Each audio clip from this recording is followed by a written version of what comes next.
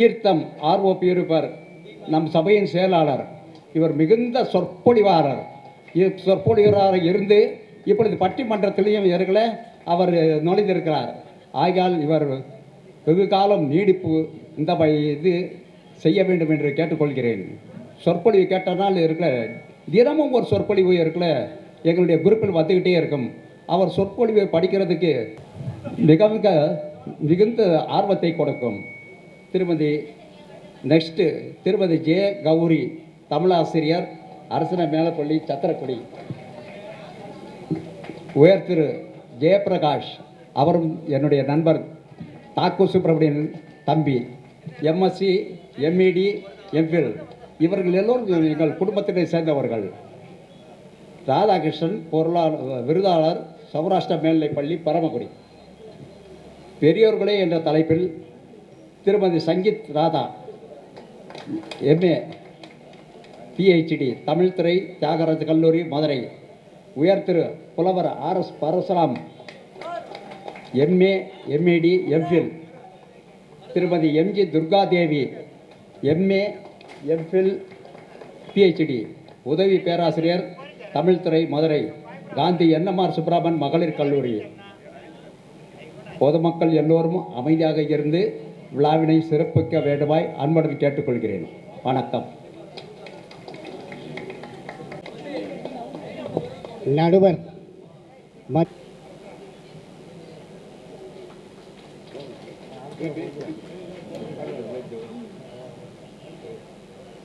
அடுத்தபடியாக திருமதி துர்காதேவி அவர்களுக்கு மரியாதை செய்யப்படுகிறது.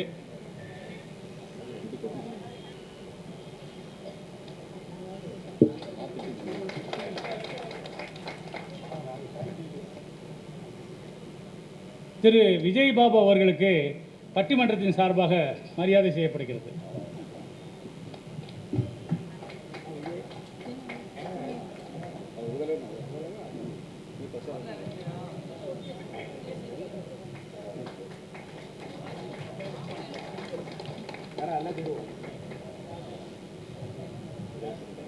அண்ணன் பரசுராம் அவர்களுக்கு மரியாதை செய்யப்படுகிறது.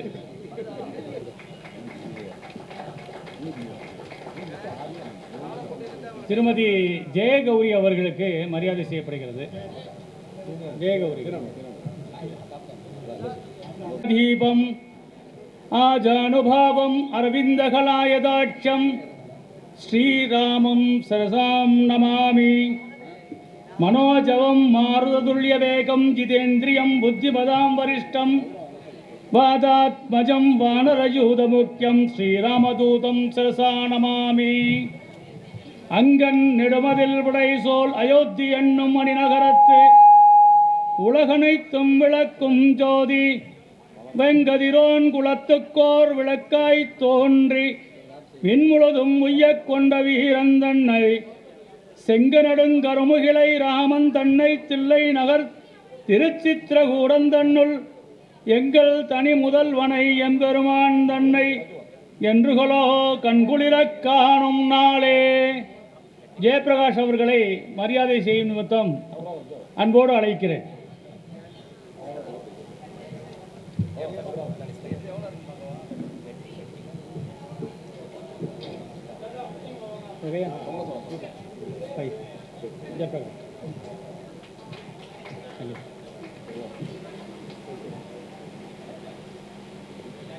மொழியோடு மிக உற்சாகமாக சம்பரோட்சரம் நிகழ்ச்சி நடைபெற்றுக் கொண்டிருக்கக்கூடிய இன்றைய 2ஆம் நாள் நிகழ்வில் அண்ணன் எங்களுடைய குடும்பத்திலே ஒருவர் கருணாகரன் அண்ணா அவர்களுடைய சீரிய தலைமையிலே அவருக்கு வழிகாட்டக்கூடிய ஞானபிரபாகரன் அண்ணன், தினகரன் அண்ணன், இவர்கள் எல்லாரும் சேர்ந்து என்றைக்கும் எங்களுக்கு நாயகி சுவாமிகளுடைய விஷயங்களை சொல்லுகின்ற பொழுதெல்லாம் ஊக்கமூட்டி உற்சாகம் தரக்கூடிய எங்களுடைய அண்ணா குமரேசன் அவர்கள், இங்கே நாயகி சுவாமியுடைய பாகவதர் வெங்கட்ரமண பாகவதர் உற்சவத்தை மிக அற்புதமாக நடந்து கொண்டிருக்கக்கூடிய ரவீந்திரன் அவர்கள், இங்கே திரளாக குழுமி இருக்கக்கூடிய பெரியோர்கள், உபதலைவராக இருக்கக்கூடிய அண்ணன் PS மனோகரன் அவர்கள், பொருளாளராக இருக்கக்கூடிய ஜீவன் பாபு அவர்கள், கௌரவ காரியதரிசி டி.கே. விஜயபாபு, இன்றைக்கு எல்லாமே கம்பராமாயணத்திலே சொல்லுகின்ற பொழுது முழுக்க ஆஞ்சநேயர் தான் வந்து கொண்டிருப்பார். அதுபோல ஆஞ்சநேயரை போல நம்முடைய விஜயபாபு அவர்கள். நல்ல கைதட்டுங்க. ராத்திரி நேரம் பேச்சை கேட்குறீங்களா தூங்குறீங்களான்னு தெரியாது. கை தட்டினா ஒரு சொட்டு ரத்தம் வரும், உற்பத்தி ஆகும் சொல்லியிருக்கு. 10 தடவை கை தட்டிங்கன்னா 10 சொட்டு ரத்தம் உற்பத்தி ஆகும். அப்போ ரத்த குறைவு இருக்கிறவர்கள்லாம் அடிக்கடி கை தட்டிக்கிட்டே இருக்கணும். அதே மாதிரி சிரித்தோம்னா நோய் விட்டு போகும். சிரிக்கிறதுக்கு கூட்டம் தேவை. தனியாக நின்று சிரித்தா என்ன சொல்லுவோம்? ஏதோ கிறுக்கு பயிர் நினைப்போம். அழுகிறதுக்கு தனிமை வேணும். தனியாக தான் போய் அழணும். கூட்டத்தில் அழக்கூடாது. கூட்டத்தில் அழுதோம்னா என்ன கிறுக்கு பயிர் இங்கே வந்து பாரு அழுதுகிட்டு இருக்காம்பான். ஆகையினாலே ஒரு நிகழ்ச்சியை நடத்துவதற்கு என்ன சிரமங்கள் இருப்பது என்பது எங்களை போன்றவருக்கு தெரியும். எல்லாம் எப்பாடுபட்டும் எம்பெருமானுடைய கிருபா கடாட்சத்திற்கு மக்களை ஆளாக்க வேண்டும் என்கின்ற கைங்கரியத்தை எடுத்துக்கொண்டு இந்த சீதாராம ஆஞ்சநேய சபையை சேர்ந்திருக்கக்கூடிய அன்பர்கள் அத்துணை பேரும் கடந்த ஒரு 3 மாத காலமாக தங்களுடைய சுய வேலைகளை எல்லாம் விட்டுவிட்டு, தங்களுடைய தொழில் சம்பாத்தியங்களை இழந்துவிட்டு, இந்த எம்பெருமான் ராமனுக்காகவும் ஆஞ்சநேயருக்காகவும் கைங்கரியம் செய்து கொண்டு இங்கே படாத பாடுபட்டு கொண்டிருக்கிறார்கள், அரும்பாடுபட்டு கொண்டிருக்கிறார்கள். அவர்களை எல்லாம் பாராட்டி பலத்த கரவொலி எழுப்பி அவர்களை நாம் முதலில் பாராட்டுவோம். நல்ல நிகழ்வாக நடைபெற்றுக் கொண்டிருக்கக்கூடிய இந்த 2ஆம் நாள் நிகழ்விலே 2 கால பூர்ணாவதி முடிந்து மிக விலட்சணமாக சாற்றுமறை கோஷ்டியெல்லாம் ஆட்சி யாகசாலையில் ரொம்ப மகிழ்வோடு நாம் வந்து அதை கேட்டுக்கொண்டிருக்கிறோம். பக்தியிலே திளைத்தோம். அதுதான் உண்மை. பக்தியிலே திளைக்க வேண்டும் என்றால் மனது ஒருமுகப்பட வேண்டும். நாம் அங்கே பக்தியிலே வேதாங்கங்களையும் அர்த்தங்களையும் கேட்கின்ற பொழுது, அவர்கள் வேத மந்திரங்களை உத்கோஷம் பண்ணுகின்ற பொழுது, வீட்டில் சமையல் ஆயிருக்குமா, சாப்பாடு ரெடி பண்ணி வச்சிருக்கோமா, வீட்டுக்காரர் வந்து என்ன செய்கிறது, இந்த அம்மா எங்கே போய் உட்கார்ந்து தொலைச்சாலோ, அந்த மாதிரி எல்லாம் உணர்வுகள் எதுவும் இல்லாமல் நல்லபடியாக நம் மனதை ஒருமுகப்படுத்தி கொண்டு எம்பெருமானுடைய கைங்கரிய விஷயங்களையும் ராமனையும் ஆஞ்சநேயனையும் ஒரு க்ஷணம் நாம் நினைப்பதற்கு ஒரு வாய்ப்பை கொடுத்திருக்கக்கூடிய இந்த சீதாராம ஆஞ்சநேய சபை ரொம்ப அற்புதமான நிகழ்வுகள். கும்பாபிஷேகம் என்பது நடத்துவது சாதாரண விஷயமில்லை. ஒரு கோவிலை புனருத்தாரணம் செய்து கும்பாபிஷேகம் நடத்த வேண்டும் என்றால் 12 ஆண்டுகளுக்கு ஒரு முறை நடத்த வேண்டும் என்று சொல்லி சாஸ்திரம் சொல்கிறது. போன முறை நடந்த கும்பாபிஷேகத்திலே மேடை அப்படி பார்த்து போட்டிருந்தார்கள். என்னுடைய அருமைக்குரிய மதிப்பிற்குரிய அண்ணா தாக்கு சுப்பிரமணியம் அவர்கள் இங்கே நடுவராக இருந்து நான் சங்கீத் ராதா எல்லாம் அணியிலே பேசினோம். அந்த நினைவு இப்பொழுது எனக்கு நிழலாடுகிறது. அண்ணா பேராசிரியர் தாக்கு சுப்பிரமணியம் அவர்கள் இங்கே மிக விலட்சணமாக 12 மணி வரை இரவு அழகான பட்டிமன்றத்தை இலக்குவனா ஹனுமனா என்ற தலைப்பிலே மிக அற்புதமாக நடந்தது. ஆனால் இந்த முறை ஹனுமனையும் இலக்குவனையும் ராமனையும் அத்துணை பேருக்கும் தெரிந்திருக்கிறது. இப்போ ஒரு நாடு என்று அல்லாத இருக்க வேண்டும் என்றால் பக்தி இருக்க வேண்டும். அந்த பக்தி என்பது யார் செய்கிறார்கள் என்கிற ஒரு சந்தேகம் சம்சயம் நம்முடைய விஜயபாபுவுக்கு வந்துருச்சு. என்ன ஒருத்தார் 2ஆ பிரிச்ச, பெரியோர்களா இல்லது இளைஞர்களா, சிறியோர்கள் தர நல்ல வேலைக்கு பெரியோர்களா இளைஞர்களா அப்படின்னு அதை பிரித்து பார்ப்போமே என்று சொல்லி அவர் அழகாக ஒரு தலைப்பை கொடுத்தார். அது ஆரம்பத்தில் எனக்கு தோன்றுது, இளைஞர்கள் என்ன செய்வார்கள், பெரியோர்கள் என்ன செய்வார்கள். இங்கே இருக்கக்கூடியவர்களில் இளைஞர்களும் இருக்கிறார்கள், பெரியோரும் இருக்கிறார்கள். இளைஞர்களாக இருந்து உணர்ந்த பெரியோர்கள் இருக்கிறார்கள். அப்படித்தான் எடுத்துக்கொள்ள வேண்டும். யாராவது பார்த்து ஒருத்தரை போய் உன் வயசு என்னன்னு சொல்லி கேட்டு பாருங்க, சொல்ல மாட்டோம். வயசை கேட்கக்கூடாது. யாராவது போய் ஒரு வயசு என்ன இருக்குன்னு சொல்ல, அப்படி தான் சொல்லுவார்கள். எனக்கு ஒரு 40 இருக்குமா, ஆனால் எனக்கு 60 கடந்து 10 வருஷம் ஆச்சுமா. 60 கடந்து 10 வருஷம் ஆனது 70 வயசு. அப்படியெல்லாம் சொல்லிக்கக்கூடிய மனோபாவம் இருக்கக்கூடியவர்கள் இளைஞர்கள் என்பவர்கள் இந்த நாட்டிலே முதுகெலும்பை போன்றவர்கள். பெரியவர்கள் என்பவர்கள் அவர்களை தாங்கி பிடிக்கக்கூடிய தூண்களை போன்றவர்கள். தடைகள் வெற்றியின் புதையல், தடங்கள் வெற்றியின் தடங்கள். தடங்கள்னா முதல்ல வரக்கூடிய தடங்கள், அதாவது நமக்கு உண்டாகக்கூடிய டிஃபிகல்டிஸ். அண்டாத சொல்லக்கூடிய தடம்ங்கிறது வலு, நமக்கு ஏற்படக்கூடிய வடு. நமக்கு ஒரு வீர விழுப்புண். அப்ப ரெண்டையும் இளைஞர்களை வைத்துக் கொண்டுதான் இந்த நாடு ஏற்படுத்தி கொண்டிருக்கிறது என்று ஒரு பெரியவர் சொன்னார். இந்த தடையையும் தடங்களையும் உடைத்தெறிந்து விட்டு போவதுதான் இளைஞர். தடையா இருந்தாலும் தடங்களாக இருந்தாலும் அவைகளை உடைத்தெறிந்து விட்டு போவாங்க. இளைஞர்களை ஆக்கப்பூர்வமாகவும் நாம் பயன்படுத்திக் கொள்ளலாம், அழிவு பாதைக்கும் பயன்படுத்திக் கொள்ளலாம். அது ரெண்டு பக்கம் இருக்கக்கூடிய கத்தியை போன்றது.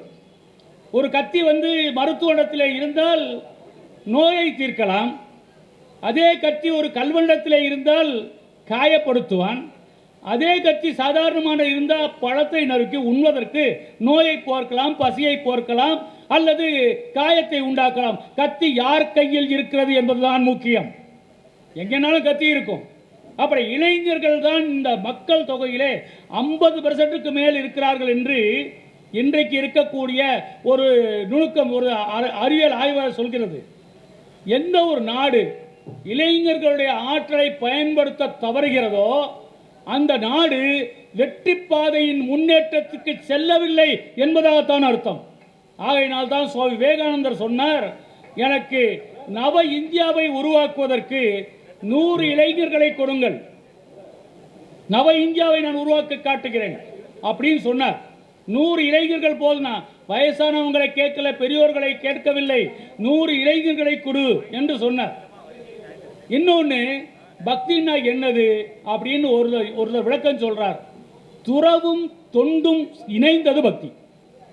துறவும் தொண்டும், இன்னொரு சொல்றேன். துறவு என்பது தன்னலமற்ற சேவை, எல்லாவற்றையும் துறத்தல், நான் துறந்து விட்டேன் என்ற எண்ணத்தை கூட துறத்தல் தான் துறவு. தொண்டு என்பது இருக்கிறதே, அது நிஷ்காமிய கர்மம். இந்த விஷயத்தை செய்தால் எனக்கு என்ன கிடைக்கும் என்று நினைக்காத தன்மை தொண்டு. இந்த துறவு தொண்டு ரெண்டுக்கும் உதாரணமாக இருந்தவர் ஆஞ்சநேய சுவாமி. ஆஞ்சநேயருடைய வரலாற்றை எடுத்து பார்த்தால், சுந்தராடத்தை படித்து பார்த்தால், அவருடைய நிஷ்காமியமான துறவு, இல்லறத்தையே நாடாத தன்மை, அவர் செய்திருக்கக்கூடிய நிஷ்காமியமான தொண்டு, ஆக ரெண்டுக்குமே அவர் ஒரு எடுத்துக்காட்டாக திகழ்ந்தார்.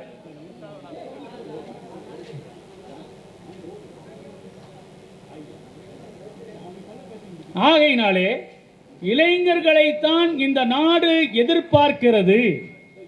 இளைஞர்கள் தான் பக்தியையும் கலாச்சாரத்தையும் காத்து இன்றைய சூழலில் வளர்க்க இயலும் என்று சொல்லி ஒரு வாதம் இங்கே வந்திருக்கிறது.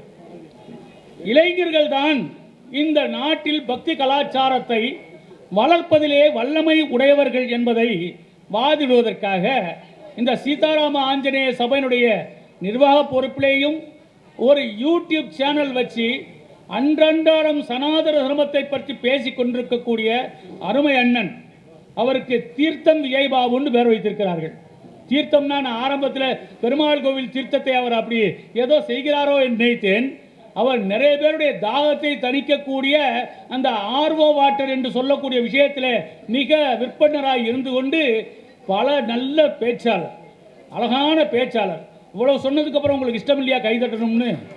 அநியாயமாக இருக்கு. அவ்வளோ அழகான பேச்சாளர் சொன்னால் ஒருத்தர் அப்படியே ஆராய்ச்சி பார்க்குறீங்களே, கைதட்டுங்க. அவரை தொடர்ந்து பரமக்குடியிலே பன்மொழி புலவர் ஏ வெங்கட்ராமன் ஒரு பேராசிரியர், சௌராஷ்டிரா மேல்நிலை பள்ளியிலேயே பன்மொழி புலவர், ஹிந்தி படித்தவர், சமஸ்கிருதம் தெரியும், தமிழில் பல கலைகளையும் கற்று நிறைய பட்டிமன்ற மேடைகளை எங்கள் தாக்கண்டாவுடைய நடுவராக வச்சு நிறைய ப்ரோக்ராம் பண்ணவர். பரமக்குடி மதுரைக்கு தான் அவர் வரலையே ஒழிய தமிழ்நாடு முழுக்க சென்று தமிழை நிலைநாட்டிய ஒரு தன்மை பெருந்தகையாளர். அவருடைய செல்வ புத்திரி ஜெயகௌரி அரசு மேல்நிலை பள்ளி சத்திரக்குடி என்ற ஒரு ஊரில் ராமநாதபுரம் பக்கத்தில் தமிழாசிரியராக இருக்கார்கள். அதுக்கடுத்து இளைஞர்கள் தான் என்பதற்காக என்னுடைய தம்பி ஜெயபிரகாஷ் சௌராஷ்டிரா மேல்நிலை பள்ளியில் இவர் ராதாகிருஷ்ணன் நல்லாசிரியர் விருது வாங்கியிருக்கார். நல்ல வாத்தியார்னு பேர் வாங்கியிருக்கார் தமிழ்நாடு கவர்மெண்ட்டில். ராதாகிருஷ்ணன் விருதாளர். ரொம்ப ஆன்மீகத்தில் மார்கழி மாதம் 30 நாளும் திருப்பாவை உபன்யாசம் பண்ணிகிட்ருக்கார். ஒரு வேலையும் கேட்க வேணாம் போடான்னு சொல்லி யூடியூப் வச்சியே பேச ஆரம்பித்தார். ஃபேஸ்புக்கிலேயே போட்டு விடுவார். அது எவ்வளவு லைக்கு நீங்கள் ஃபேஸ்புக்கு பார்க்குறவே அவ்வளோ பேர் இருக்கான்னு அப்புறம் தான் கண்டுபிடிச்சேன். நான் இங்கே பெருமாள் கோவிலில் டெய்லி பேசினேன், 10 பேர் வந்து உட்கார்ந்தா கேட்குறதுக்கு. இவன் ஃபேஸ்புக்கில் பேசுகிறாரு, அது பாட்டுக்கு ஒரு 1000 லைக் வருது.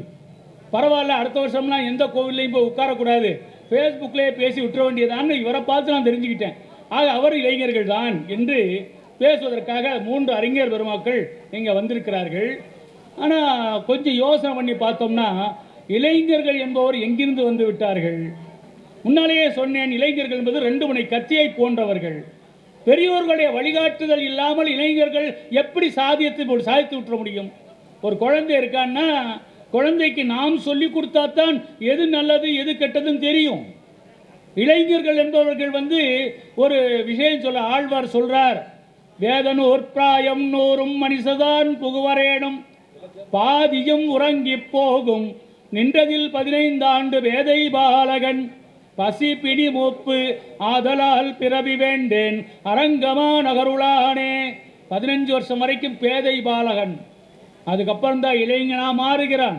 அப்படி இளைஞனாக மாறுவதற்கு முன்னாலேயே தாய் தகப்பனார் வழிகாட்டுதல் வேண்டும். தாய் தகப்பனாருடைய வழிகாட்டுதலுக்கும் முடியாது என்றால் மாதா பிதா குரு இடத்திலே கொண்டு போய் விடுகிறோம். அந்த குரு வழிகாட்டுதல் செய்ய வேண்டும். அவன் குருவே துணைன்னு எழுத சொன்னா குரு வேதனைன்னு எழுதுனான் பையன். குரு வேதனை, குருவே துணைன்னா பக்கத்தில் போனான், குருவே துணை அப்படின்னா குரு வேதனைன்னு போட்டு பழகிறவனை திருத்தி பழி கொண்டு நான் செய்யக்கூடிய செயல்கள் வந்து வலது என்று தெரியாத பேதை பாலகன். அவன் நம் சமூகத்திற்கு, நம்முடைய சமுதாயத்திற்கு, நம்முடைய சனாதன தர்மத்திற்கு இலக்காகும்படி திருத்திக் கொள்ள வேண்டியது இளைஞர்களுக்கு பெரும் பங்கு பெரியோர்களுக்குத்தான் இருக்கிறது. ஆகையினாலே இன்றைக்கு இருக்கக்கூடிய பக்தி கலாச்சாரத்தை வளர்ப்பதிலே யார் முன்னணி இருக்கார்கள்னா, இளைஞர்கள் என்ன செய்வார்கள்? பெரியவர்களாக இருந்து கொண்டு நம்ம இவர் இருக்கார், நம்ம விஜய் பாபு இருக்கார், கூட ஜீவன் பாபு இருக்கார். எத்தனை பாபு? பாபுன்னொடனே சின்ன பையனாக தான் யோசனை பண்ணணும். அவரை பாருங்கள், எப்படியும் வயசு 50-60க்கு மேலே இருப்பார். ஆக சின்ன சின்ன வயது தேவையில்லை செய்வதற்கு. ஈவி குமரேசன் அண்ணா அவர்களுக்கு வயசு என்ன? இன்றைக்கு நாயகமந்திரில் எவ்வளோ விஷயம் பார்க்குறார். சார் சிட்கான் நடத்துறதுக்கு சௌராஷ்டிரா ஞானபிரபா அண்ணாவுக்கு என்ன வயசு? இல்லை என்னடா வயசு எல்லாருடைய வயசை தர போட்டு காக்கிறே திட்டார் போல இருக்கு. இளைஞர்கள் என்று சொல்லக்கூடிய உணர்வு வயதானாலும் இருக்கிறது. மாடு இளைத்தாலும் கொம்பு இளைப்பதில்லை. மாடு இளைக்கும், ஆனால் அதில் கொம்பு இளைக்க ஒரே மாதிரி இருக்கும். பெரியவர்களுடைய தன்மை அப்படித்தான். செயல்களிலே வீரத்தை காண்பிக்கக்கூடியவர்கள் பெரியவர்கள்தான் என்று சொல்வதற்காக நம்முடைய பல பட்டிமன்றத்தை கண்டிருக்கக்கூடிய சங்கீத் ராதா தியாகராஜருடைய கல்லூரியிலே தமிழ் துறையிலேயே பேராசிரியராக பணிபுரியக்கூடிய மிகச்சிறந்த ஆகச்சிறந்த பேச்சாளர். நிறைய இடத்துக்கு ரொம்ப டேட் கிடைக்கிறது கஷ்டம். எங்கள் அண்ணா சொல்லுவார், இந்த நாள் வந்து பட்டிமன்றத்துக்கு வரணும்னு சொல்லி 1 மாதத்துக்கு முன்னாடியே சொல்லி வச்சேன். அதனால் என்ன சார் வந்துடுறேன், எங்கள் தாக்கண்ணா பேசுகிறேன்னு தானே, அங்கே தானே நம்ம ஆஞ்சநேயர் கோயில் தானே, அப்புறம் இன்னொரு ப்ரோக்ராம் இன்றைக்கி இருந்திருக்கு, நான் வரமாட்டேன்னு சொல்லிவிட்டு நம்ம நாடி வந்திருக்காங்க. கைத்தட்டுங்க, அடிக்கடி இப்போ கைத்தட்டுன்னு சொல்லுவாங்க பேசுகிற போது. இதை தொடர்ந்து எங்களுக்கு எல்லாமாக இருக்கக்கூடிய எங்கள் அண்ணன் பரசுராம், கையில் கோடாரி இருக்காது, வாயில் தான் வச்சுருப்பாங்க. அந்த கோடாரி பளீர்னு வெட்டுவார், மைக்கே தேவையில்லை. அந்த அளவுக்கு நாத்தலும் பேர் இருக்கக்கூடிய தொண்டை வளம் மிக்கக்கூடிய ஒரு மிகச்சிறந்த அற்புதமான பேச்சாளர். பாடுவார், அப்பப்போ யாரும் எந்திரிச்சு போகக்கூடாது, அவர் பாடலை உட்காந்து கேட்கணும். நல்ல அழகாக பாடுவார். ஆனால் இன்றைக்கி பாடுறதுக்கு உண்டான விஷயம் இருக்காது. பரசுராமன் அண்ணா அந்த அளவுக்கு நல்லா பேச்சாளர். அவருடைய வயது எனக்கு எங்கள் தாக்கு அண்ணாவுடைய அண்ணா, அவர் கூடவே இருப்பார். நான் நினச்சேன் எங்கள் வீட்டில் நிறைய பிரதர்ஸு 7 பேர், அதில் இவரும் ஒரு அண்ணன் நான் நினச்சிக்கிட்டு இருந்தேன் ஆரம்ப காலத்தில், கொஞ்சம் சின்ன பிள்ளையாக இருக்கும்போது. இவரை ஒரு அண்ணன் நினச்சிப்பேன். நம்ம கருணாரன் அவர் அடிக்கடி வீட்டுக்கு வந்துட்டு இருப்பாரா எங்கள் தாக்கு அண்ணா பார்க்குறதுக்கு. இவர் நமக்கு ஒரு அண்ணன், நான் சிறு வயதில் பார்க்குற போது அப்படி தான் நினச்சிக்கிட்டு இருப்பேன். அப்புறம் தான் வேறு அண்ணங்கன்னு தெரிஞ்சுது எனக்கு. அதாவது வார்த்தை பிரதர்னு ஒரு வார்த்தை இருக்குது, பிரதரன்ஸ்னு ஆங்கிலத்தில் ஒரு வார்த்தை. பிரதரன்ஸ்னா உடன் பிரபா சகோதரர், குகனடும் ஐவரானும் பின் குன்று சொல்வான் மகனடும் அறுவரானோம் அகனமர் அன்பில் காதல் வந்த அகனவர் காதலைய நின்னடும் எழுவரானோம்னு ராமன் எல்லாரையும் அப்படியே சேர்த்தழைத்து கொண்டாரே, அதுபோல எங்களை எல்லாம் இவர்கள் சேர்த்தணைத்திருக்கக்கூடிய எங்களுடைய சகோதர மக்கள். அதில் அவருடைய என்ன பெரிய ஒரு மனப்பான்மையினாலே நீ நடுவராக இருந்து பாடுறா, நான் பேசுகிறேன்னு சொல்லி எனக்கு அதை விட்டு கொடுத்து இன்றைக்கு இங்கே வந்திருக்கிறதுனால அவருக்கு ஒரு நன்றி தெரிவித்து கொண்டு, அதுக்கு அடுத்தபடி பெரியோர்களே என்று பேசுறதுக்கு பெரியவர்கள் பேசுகிறது ரொம்ப பெரிய விஷயம் இல்லை. அது யுவதிகள் இளைஞர்கள் பேச வேண்டும். அப்போ யாரா பேசலாம்னா நம்ம துர்காதேவி. இவர்கள் இருபாலர் மேல்நிலைப்பள்ளி என்எம்ஆர் சுப்ராமன் மேல்நிலைப்பள்ளியிலே தமிழ் ஆசிரியராக இருக்கிறார்கள். இதில் என்ன ஒரு விசேஷம்னா, இந்த அம்மா டீச்சரு, அந்த அம்மா ஸ்டூடெண்ட். பார்த்தியலா, ஆப்போசிட் போட்டோம்னா எங்கள் டீச்சரை திட்டி பேச வேண்டாலும் வந்துடும், எனக்கு இந்த அடியிலே போட்டு விட்ருங்கன்னு துர்காதேவி சொல்ல, ஆக டீச்சரும் ஆசிரியரும் மாணவியுமாக வந்து கொண்டிருந்து ஒரு பெரியவர் ஒரு இளைஞர் ஆக இவர்களெல்லாம் பெரியவர்களுக்காக பேச வந்திருக்கிறார்கள். நீங்கள் எல்லாம் வந்து நடுவர்கள், சரியா? இப்போ கொடுத்த சம்பவனையை திருப்பி பிரித்து கொடுத்துருப்போன்னு சொல்லாதீங்க. நடுவர்கள் என்றால் 4 விஷயத்தையும் சீர்தூக்கி பார்ப்பதிலே இவர்கள் பேசக்கூடிய பேச்சுக்கு யாரிடத்திலே நிறைய கைதட்டு வருகிறதோ, கைதட்டு, உங்கள்கிட்ட தங்கத்தட்டு வெள்ளித்தட்டெல்லாம் கேட்கல, கைதட்டு தான் கேட்குறோம். அந்த கைதட்டு யாரிடத்திலிருந்து அதிகமாக வருகிறதோ அவர்களுடைய அணிதான் ஜெயிக்கும் என்கின்ற ஒரு ரகசியத்தை இங்கே சொல்லி வைத்து, இன்றைக்கு பக்தி கலாச்சாரத்தை காக்கணும் வளர்க்கணும். பேச்சாளர்கள் தயவு பண்ணி தெரிஞ்சுக்கணும், 6 பேரும் அறிஞர் பெருமக்கள், பக்தி கலாச்சாரத்தை காக்க வேணும், அதை மேற்கொண்டு வளர்க்கணும். அப்படி 2 காரியத்தையும் ஒரு சேர செய்யக்கூடியவர்கள், மிகுதியாக செய்யக்கூடியவர்கள் இளைஞர்களா பெரியோர்களா என்கின்ற அருமையான பட்டிமன்றமானது இப்பொழுது துவங்குகிறது. இதனை நாம் இளைஞர்கள்தான் பக்தி கலாச்சாரத்தை காத்து வளர்க்கிறார்கள் என்ற அணியிலே முதலில் துவக்குவோம் என்று சொல்லிக்கொண்டு, அதன் சார்பாக அது அணித்தலைவர் ஐயா டி.கே. விஜயபாபு அவர்கள் தங்களுடைய வாதத்தை 7 நிமிடங்கள் வைப்பார். நல்லா டைம் தெரிஞ்சுங்க, 7 நிமிடங்கள் வைப்பார். ஒரு மணி அடித்த உடனே அடுத்த 2வது சவர் நிப்பாட்டணும், 2வது மணி அடிப்பேன். அப்படியும் கேட்கலனா இந்த மணியினாலே அடிப்பேன், அவர் முடிச்சிடணும். ஆகையினாலே இந்த ஒரு விஷயத்தை உங்களிடத்திலே முதல் சுற்று வணக்கத்தையும் வந்தனங்களையும் தெரிவித்துக் கொண்டு இளைஞர்கள் தான் என்கின்ற வாதத்தை துவக்குமாறு அன்போடு விஜயபாபு அவர்களை கேட்டுக்கொள்கிறேன். பட்டிமன்ற நடுவர் திரு தாக்கு சவுந்தரராஜன் ஐயா அவர்களுக்கும் இந்த நிகழ்ச்சியை நடத்துவதற்கு சம்மதித்து ஆமோதித்த எங்கள் தலைவர் திரு கே கருணாகரன் ஐயா அவர்களுக்கு முதற்கண் அடியனுடைய நன்றி கலந்த வணக்கத்தை தெரிவித்துக் கொள்கிறேன்.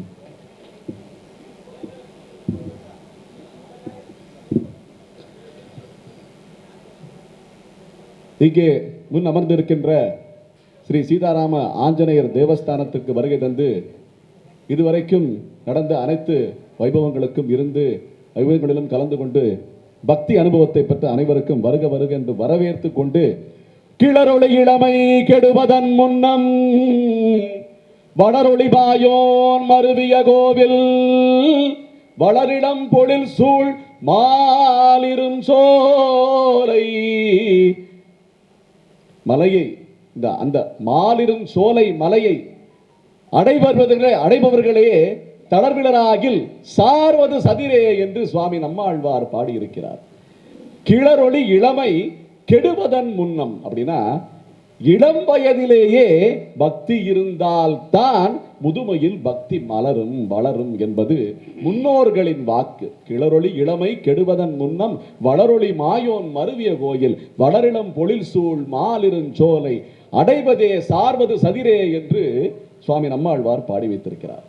இந்த பாட்டின் அர்த்தத்தின்படி, முன்னோர்களின் வாக்குப்படி பார்த்தாலே இளமையானவர்கள் கையில் பக்தியும் கலாச்சாரமும் இருந்தால்தான் அது காக்கப்படும், அது வளரும் என்பது திண்ணமாக விளங்குகிறது. இப்ப 5 விளையாதது 60 விளையுமா? இது எல்லோருக்கும் பொதுவான ஒரு பழமொழி. இது புதுமொழியும் கூட. எப்போதுமே இது புதிதாக உதித்துக் கொண்டிருக்கின்ற புதுமொழியும் கூட. அப்படின்னா பழமொழியும் புதுமொழியும் வேற வேற ஆக முடியாது. இது எப்பவுமே நிரந்தரமான மொழி. அப்படி இருக்கும்போது 5 விளையாதது 50 விளையிறதுக்கு வாய்ப்பே கிடையாது. அப்படி இருக்கும்போது இந்த பக்தி மட்டும் எப்படி 60 வயசுக்கு அப்புறம் திடீர்னு முளைக்கும்? விளையிறது இல்லையா? வளைஞ்சு விளையும், என்ன நின்றும் விளையும், என்ன தீர்க்கமா நிற்கிறது. அந்த மாதிரி இருக்கிற இந்த பக்தி கலாச்சாரத்தை இளைஞர்கள் கையில் கொடுத்தால் தான் அது நிரந்தரமாக நிலைக்கும். இன்னைக்கு நம்ம ராமனை எடுத்துக்குவோம். ஏன்னா ராமனுடைய வைபவம் நடந்து கொண்டிருக்கிறது. ராமனுடைய வைபவத்திலே தசரத மகா சக்கரவர்த்தி அவருடைய ஆட்சி காலம் 60,000 ஆண்டு என்று சொல்லுவார்கள். முடியும் போது ராமன் பிறந்து வளர்ந்த பிறகு அந்த அயோத்தியா மாநகரத்திலே இருக்கின்ற அத்துணை மக்களும் தசரதனை வெறுக்க ஆரம்பித்து விட்டார்களாம். ஏன் தெரியுமா? முதியவராகி விட்டார். எப்போது இளவலான ஸ்ரீ ராமச்சந்திர பிரபு ஆட்சி பீடத்தில் அமர்வான் என்ற ஏக்கத்தோடு மக்கள் வாழ்ந்து கொண்டிருக்கின்றார்களாம் என்று கம்பராமாயணத்திலும் சரி வால்மீகி ராமாயணத்திலும் சரி குறிப்பு இருக்கிறது. அப்படின்னா பாத்துங்க, ஸ்ரீ ராமச்சந்திர பிரபு இளைஞன் ஆட்சிக்கு வர வேண்டும். இன்னைக்கு பாருங்களேன், எல்லா ஆட்சியாளர்களும் பாருங்க, ஒரு இளைஞனை முன்னிறுத்தித்தான் அடுத்தவர்கள் தொடர்கிறார்கள். என்ன இது நடக்கிற விஷயம், இன்னைக்கு உலகத்தில் நடக்கிற விஷயம். அப்படி இருக்கும்போது இளைஞர்களுடைய கையில் எது கொடுத்தாலும் சுறுசுறுப்பாக வேலை நடக்குது. இப்ப பாருங்க, கொஞ்ச நேரத்துக்கு முன்னாடி நாற்காலியை போட சொன்னேன். என்ன முதியவர்கள் பாவம் அப்பப்போ ஒதுங்கிட்டாங்க, பேசுறதுக்கு மனசு வர மாட்டேங்குது. இளைஞர் 4-5 பேரை கூப்பிட்டு விறுவிறுன்னு நாற்காலியை போட ஆரம்பிச்சிட்டாங்க. என்ன காரியம் நடக்கணும் என்றால் இளைஞர்கள் கையில் பொறுப்பை கொடுக்க வேண்டும். அப்படி இருக்கும்போது இந்த பக்தி கலாச்சாரம் எங்கே தொய்வு அடைந்திருக்கிறது என்றால், இளைஞர்களை காப்பாற்றுவதற்கு முதியவர்கள் மறந்ததினாலே தொய்வு நடந்திருக்கிறது. அவர்கள் கடமையை செய்யவில்லை என்பதுதான் காரணம். இளைஞர்கள் கையில் யார் யார் பொறுப்பை ஒப்படைக்கிறார்களோ அவர்களெல்லாம் நன்றாக மிக சிறப்பாக தங்கள் பக்தியையும் கலாச்சாரத்தையும் காப்பாற்றுவதற்கு தயாராக இருக்கிறார்கள். இந்த முதியவர்கள் அவர்கள் கையில் ஒப்படைக்கிறார்களா என்பதுதான் கேள்வி, இன்றைய கேள்வி.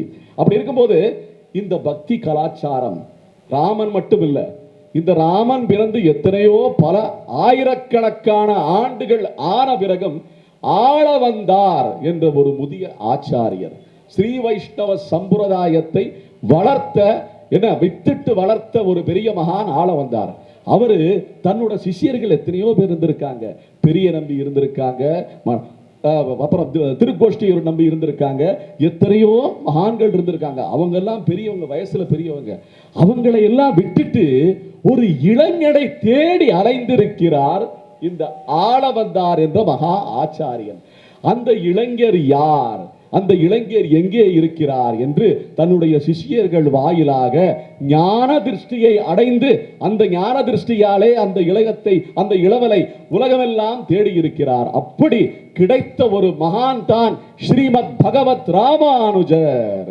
என்ன இன்னைக்கு இது சம்பிரதாயம், இந்த கோயில் இது வளருது, என்ன இது கும்பாபிஷேகம் நடக்குது, எத்தனையோ வைபவங்கள், ராமநவமி நடக்குது, 108 தீப தேசங்கள் எல்லாம் விளங்கிக்கிட்டு இருக்குன்னா அதுக்கு முக்கிய காரணம் அந்த இளைஞரான ஸ்ரீமத் பகவத் ராமானுஜரே. அப்படி இருக்கும்போது இளைஞர் கையில தானே பொறுப்பு கொடுக்கணும்னு இந்த வைஷ்ணவ சம்பிரதாயமே நமக்கு சொல்லி கொடுக்குதுன்னு சொல்லும்போது இதை விட ஒரு பெரிய உதாரணம் நமக்கு தேவையா? ஏன்னா அடியேன்னு இப்ப பேசிக்கிட்டு இருக்கேன்னா என்னமோ 52 வயசு ஆன பிறகுதான் இந்த ஞான செயல் எல்லாம் பெற்று பேசிக்கிட்டு இருக்கேன்னு கிடையாது. அடியனுக்கு 6 வயதிலிருந்தே இந்த கோயிலுக்கு வந்து மணி அடிச்சு பிரசாதம் சாப்பிட்ட பழக்கம் இருக்கு. எப்படி? இந்த சீதாராம ஆஞ்சநேயர் கோயிலுக்கு சின்ன வயசுல இருந்து, எங்க அண்ணனுக்கு அப்ப 10 வயசு 12 வயசு இருக்கும். நான் மணி அடிச்சேன்னா நேரம் ஓடி கோயிலுக்கு வந்துடுவேன். கோயிலுக்கு வந்து இந்த மணி எடுக்கிற பெரியவரை கையில இருந்து அந்த கயிறை வாங்கி, அப்ப இந்த எலக்ட்ரானிக் ட்ரம்ஸ் அதெல்லாம் கிடையாது, என்ன இந்த கருவிகள்லாம் கிடையாது. கையில் அந்த கயிறை எடுத்துக்கிட்டு இப்பவும் அந்த மணி புதுப்பிக்கப்பட்டு அந்த கோயில் சிறப்பான அந்த ஆலய மணி விளங்கி கொண்டிருக்கிறது. இப்ப கும்பாபிஷேகத்துக்கு புதுமைப்படுத்திருக்கோம் நாங்க.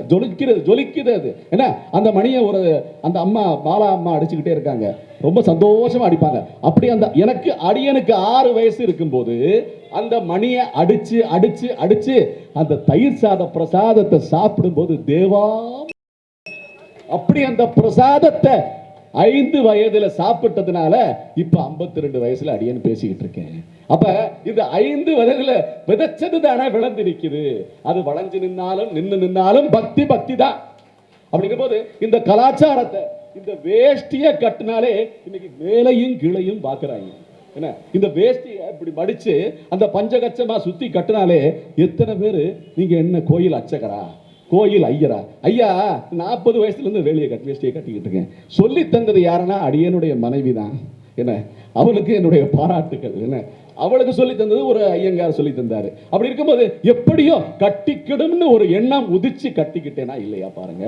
என்ன, அந்த எண்ணம் எதுக்கு உதிச்சதுன்னா, இந்த கலாச்சாரத்தை, இந்த பக்தியை, இந்த பக்தி நெறியை, இந்த ஒடுக்கத்தை காப்பாற்ற வேண்டும் என்ற ஒரு கங்கணம் கட்டிக்கொண்டு அடியேன் அப்போதிருந்து 6 வயதிலிருந்து வாழ ஆரம்பித்ததுதான் இன்று இந்த விருட்சமாக, இந்த பக்தி விருட்சமாக சொற்பொழிவு ஆற்றக்கூடிய வகையிலே நின்று கொண்டிருக்கிறது என்பதை அடியேனுடைய அனுபவமாகவும் ஆச்சாரியர்களுடைய அனுபவமாகவும் அந்த அனுபவத்தை எல்லாம் முன்வைத்து நம்முடைய பெரியோர் அனைவருக்கும் சிறியோர் அனைவருக்கும் நன்மை விளைவிக்க வேண்டும் என்ற வகையில் தீர்ப்பை வழங்குமாறு சவுந்தரராஜன் ஐயாவை வேண்டிக் கொண்டு, இந்த எதிரணியில் இருக்கவர்கள் எதிரிகள் கிடையாது. ஏன்னா எல்லாருமே ராமனுக்கு நண்பர்கள் தான்.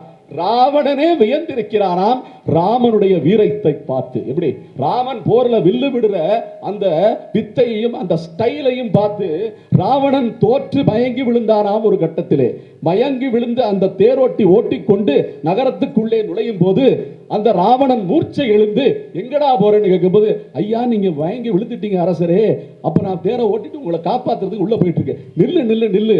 அங்கே ராமன் விடுகின்ற அந்த அந்த அம்பின் அந்த தோரணையும், ஏன்னா அந்த தோரணையும் அந்த தோற்றமும் மிக அழகாக இருக்கும்.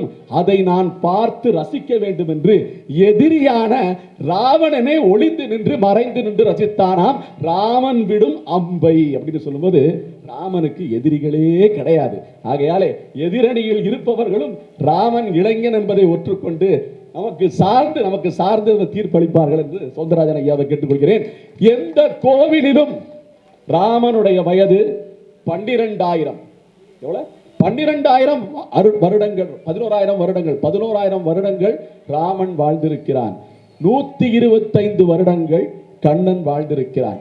ஏதாவது ஒரு கோயில்ல ராமன் தாடி வச்சு என்ன ஒரு அம்ப ஒரு சன்ன தடியை பிடிச்சுக்கிட்டோ இல்ல கிருஷ்ணன் தாடி வச்சு அம்ப பிடிச்சுக்கிட்டோ பார்த்திருக்கோமா? ஏன்னா ஏதாவது ஆச்சாரியர்கள் வயதான கோலத்திலே, கொஞ்சம் வயதா இருக்கலாம், தாடி வச்சிருக்கலாம், ஆனால் அவர்கள் முதிர்வடைந்து அவர்கள் வைகுண்டத்துக்கு போறதுக்கு முன்னால் எப்படி இருந்தார்களோ அந்த தோற்றத்தில் யாரையும் பார்க்க முடியாது. இளமையான தோற்றத்திலே தான் அனைத்து விக்கிரகங்களும் விலகி கொண்டிருக்கின்றன.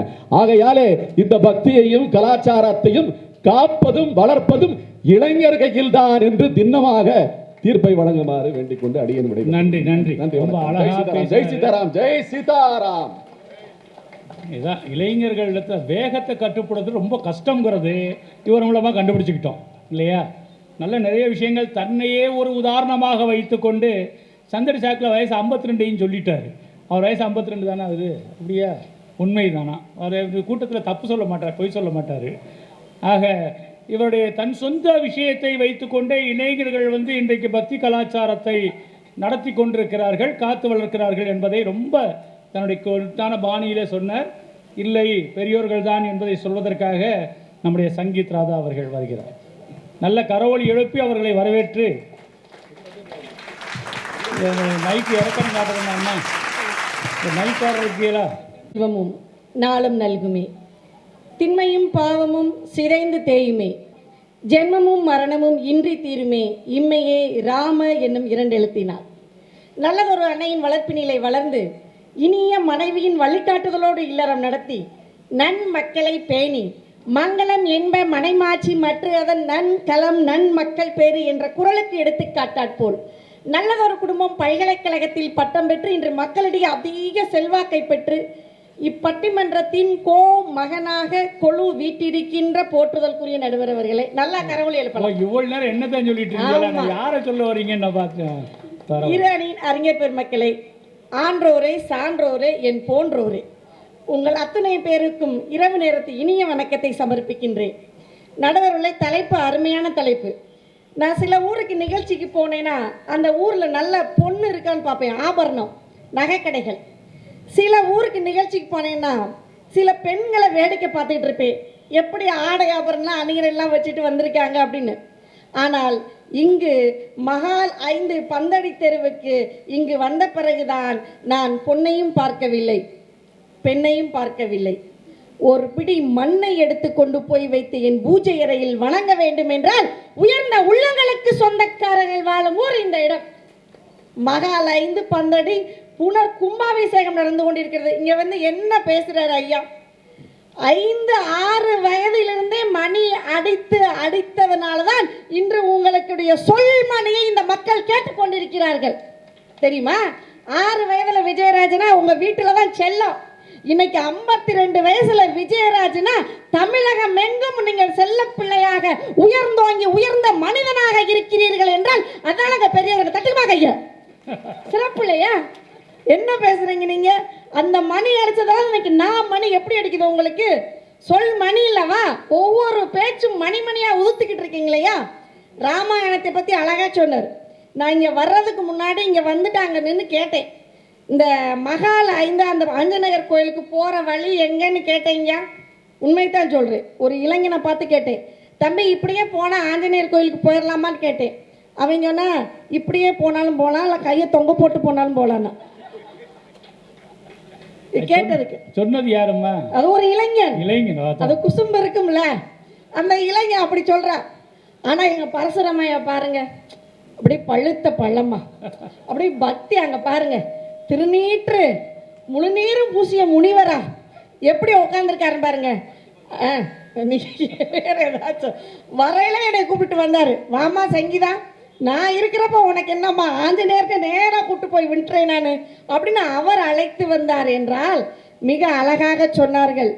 ஒரு பெரியவரால் தான் ஒரு ஞான தீபத்தை கண்டறிய முடியும் என்றால் அந்த பெரியவர் ஆள வந்தார் தான் ஞான தீபம் ராமானுஜத்தரை கண்டறிந்தார். உண்மையா இல்லையா? அவரே ஒப்புதல் வாக்குமூலம் கொடுத்துட்டார். ஒரு இளைஞரா கண்டறிஞர் ஞான தீபத்தை, வைணவ சுடரொளி ராமானுஜத்தை கண்டறிந்தவர் யார்? பெரியவர் ஆள வந்தான் யமுனை துறைவர் அல்லவா? அதை மறந்து விட்டு நம்ம பேச முடியாது. போன வாரம் கோயிலுக்கு போயிட்டு இருந்தேன். நல்லா கேட்டுக்கங்கம்மா, நவக்கிரகத்தை ரிவர்ஸில் ஒருத்தையும் சுற்றிக்கிட்டு இருந்தேன். எப்படிங்க சுற்றணும்? நான் கேட்டேன், என்ன தம்பி இப்படி ரிவர்ஸில் சுற்றிக்கிட்டு இருக்கேன்னு கேட்டேன். அதுக்கு அவன் சொன்னேன், அக்கா நீங்கள் வேற 9 தடவை சுற்றுறதுக்கு தெரியாமல் 11 தடவை சுற்றிட்டேன், அதனால 2 சுத்த ரிவர்ஸில் சுற்றி கழிச்சுக்கிட்டு இருக்கேங்கிறேன். ஏங்க, இந்த இளைஞர்கள் வந்து பக்தியும் கலாச்சாரத்தையும் வளர்ப்பாங்களா நான் கேட்குறேன். இவன் ரிவர்ஸில் 2 கழிக்கணும்னு கழிச்சுக்கிட்டு இருக்கானே. அதை விட எனக்கு அதிர்ச்சி என்ன, பிள்ளையார் மாமான்னு கும்பிட்டுக்கிட்டு இருக்கேன் ஒருத்தன். பிள்ளையார் மாமா என்னை காப்பாற்று. இந்த அரச மரம் பிள்ளையார் கோயில் இருக்கும், அதை தாண்டி தான் நான் கல்லூரிக்கு போகணும். போகையில அவன் சொல்கிறேன், பிள்ளையார் மாமா என்னை காப்பாற்றுன்னு. நான் சொன்னேன், எனக்கு தெரிஞ்சு விவரம் தெரிஞ்சப்பெல்லாம் பிள்ளையார் அப்பான்னு தான் கும்பிடுவோம். நானும் எங்கள் அப்பா அம்மாலாம் பிள்ளையார் அப்பான்னு தான் கும்பிடுவோம். நீ என்னோட பிள்ளையார் மாமாங்கிறனே. அவங்க சொல்ல, நீங்கள் வேற போங்கக்கா விவரம் தெரியாமல். அப்போ அதை வந்து ரம்யா பிள்ளையார் அப்பா அனுச்சுன்னா எனக்கு மாமா தானே. ரம்யா வந்து பிள்ளையார் அப்பான்னு சங்கையார் ரம்யா இல்லைல்ல, அதனால அவனுக்கு பிள்ளையார் மாமாவா. என்னவா பேசுகிறேன் பாருங்க. இந்த மனிதர்களிடம், இந்த இளைஞர்களிடம் பக்தி கலாச்சாரம் எங்கு வளரும்? இதுதான் எங்களுக்கு கேள்வி. பக்தினா என்னங்க? பக்தி என்னது? பிறருக்கு கொடுத்து மகிழ்வது, தொண்டு, சேவை. மந்திரம் செய்யும் உதடுகளை விட சேவை செய்யும் கரங்களே சிறந்தது. அதான பக்தி. இந்த பக்தி இந்த இளைஞர்களிடம் இருக்கிறதா? ராமானுஜரை பற்றி அழகா சொன்னார். அந்த ராமானுஜர் திருமலைக்கு போனார். திருவேங்கடனை தரிசிப்பதற்காக. செடியாய வல்வினைகள் தீர்க்கும் திருமாலை, நெடியானே வேங்கடவா, நின் கோயில் வாசல் அடியாரும் ரம்பையரும் படிந்து கிடந்து எங்கும் பவளவாய் காண்பேனே என்று அவர் போனார். எப்படி போனாரு? நடந்தா போனாரு, தவந்து போனாருங்க. எம்பெருமான் இருக்கின்ற திருமலையின் மீது என்னுடைய பாதம் படக்கூடாது என்று மொழியால் தவழ்ந்து போனார். இது என்ன சிறப்புனா, அவரை வரவேற்பதற்காக அவருடைய தாய்மாமர் திருமலை நம்பி ஓடோடி அங்கிருந்து திருமலையிலிருந்து கீழே இறங்கி வர்றாரு. மலைக்கு ஏறுமுனை கீழே இறங்கி வந்து வரவேற்கிறார் பெரியவர். அவர் கேட்கிறார், ராமானுஜர் சுவாமி நீங்க வரணுமா? நீங்களே ஓடி வரணுமா இவ்வளோ தூரம்? நான் வந்துட மாட்டேனா? யாராச்சும் ஒருத்தரை அனுப்பிச்சிருக்க கூடாதா அப்படின்னு கேட்குறார். உடனே இவர் சொல்றாரு பாருங்க, நான் அனுப்பிச்சிருக்கலாம், திருமலையில் 4 மாட வீதியிலும் சுற்றி பார்த்தேன், என்னை விட சிறியவர் எவரும் இல்லை என்று அந்த பெரியவர் கூறினால் இதானங்க பக்தி. தட்டுங்க கைய. யாரா சொல்ல முடியுமா? இளைஞர்கிட்ட சொல்லுங்க, நான் சொல்கிறேன். அவர் வந்து என்ன சொல்லுவார், என்ன ஏய் வகுத்து வெளிடா, மாத்திரை வாங்கிட்டு வாடா அப்பாவுக்கு அப்படின்னு சொல்லுவேன். ஆமாம், மணி 9 ஆச்சு, கடை திறந்துருக்குமோ திறக்காதோ, போடா கடை 10 மணிக்கு தானே அடைப்பாங்க, போய் வாங்கிட்டு வாடா. ஆமாம், அப்படியே வாங்கிட்டு வந்தால் வகுத்து வலி தீருமோ தீராதோ? டேய் தீரும்டா, நீ வாங்கிட்டு வாடா. அப்படியே குடித்தாலும் எல்லாம் சரியாயிருமோ சரியாகாதோ?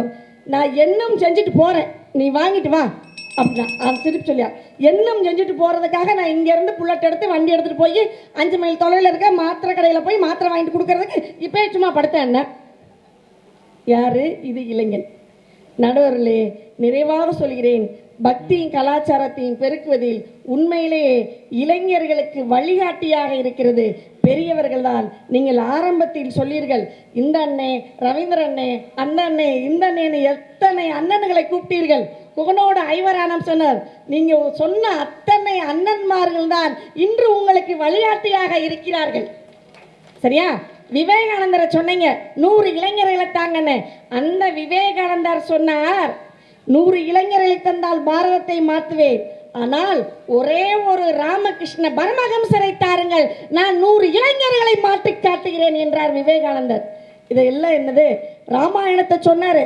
அந்த ராமாயணத்தில் ஆஞ்சநேயரை சொன்னார். அந்த ஆஞ்சநேயருக்கு பலம் இருக்குங்கிறதே சொன்ன பெரியவன் ஜாம்பவானுங்க. ஆஞ்சநேயருடைய பலம் தெரியல, ஆஞ்சநேயருக்கு இளைஞர், ஆஞ்சநேயருக்கு தெரியல. அந்த இளைஞனிடம் உன்னிடம் பலம் இருக்கிறது என்றை சுட்டி காட்டுவது யார் என்றால் அந்த பெரியவர் ஜாம்பவான் என்று கூறி நிறைவாக ஒரு சில சின்ன பிள்ளைகளுக்கு சோறு குழம்பு ரசம் பருப்பு வச்சு பெரியவங்க விளையாடுவாங்க. தூக்கி வச்சு இந்த சோறு, இந்த குழம்பு, இந்த அத்தைக்கு, இந்த அப்பாவுக்கு, தாத்தாவுக்கு, பாட்டிக்கு, கடைஞ்சு கடைஞ்சு காக்காய் கூத்து, குடஞ்சு குடஞ்சு குருவி கூத்தும்பாங்க.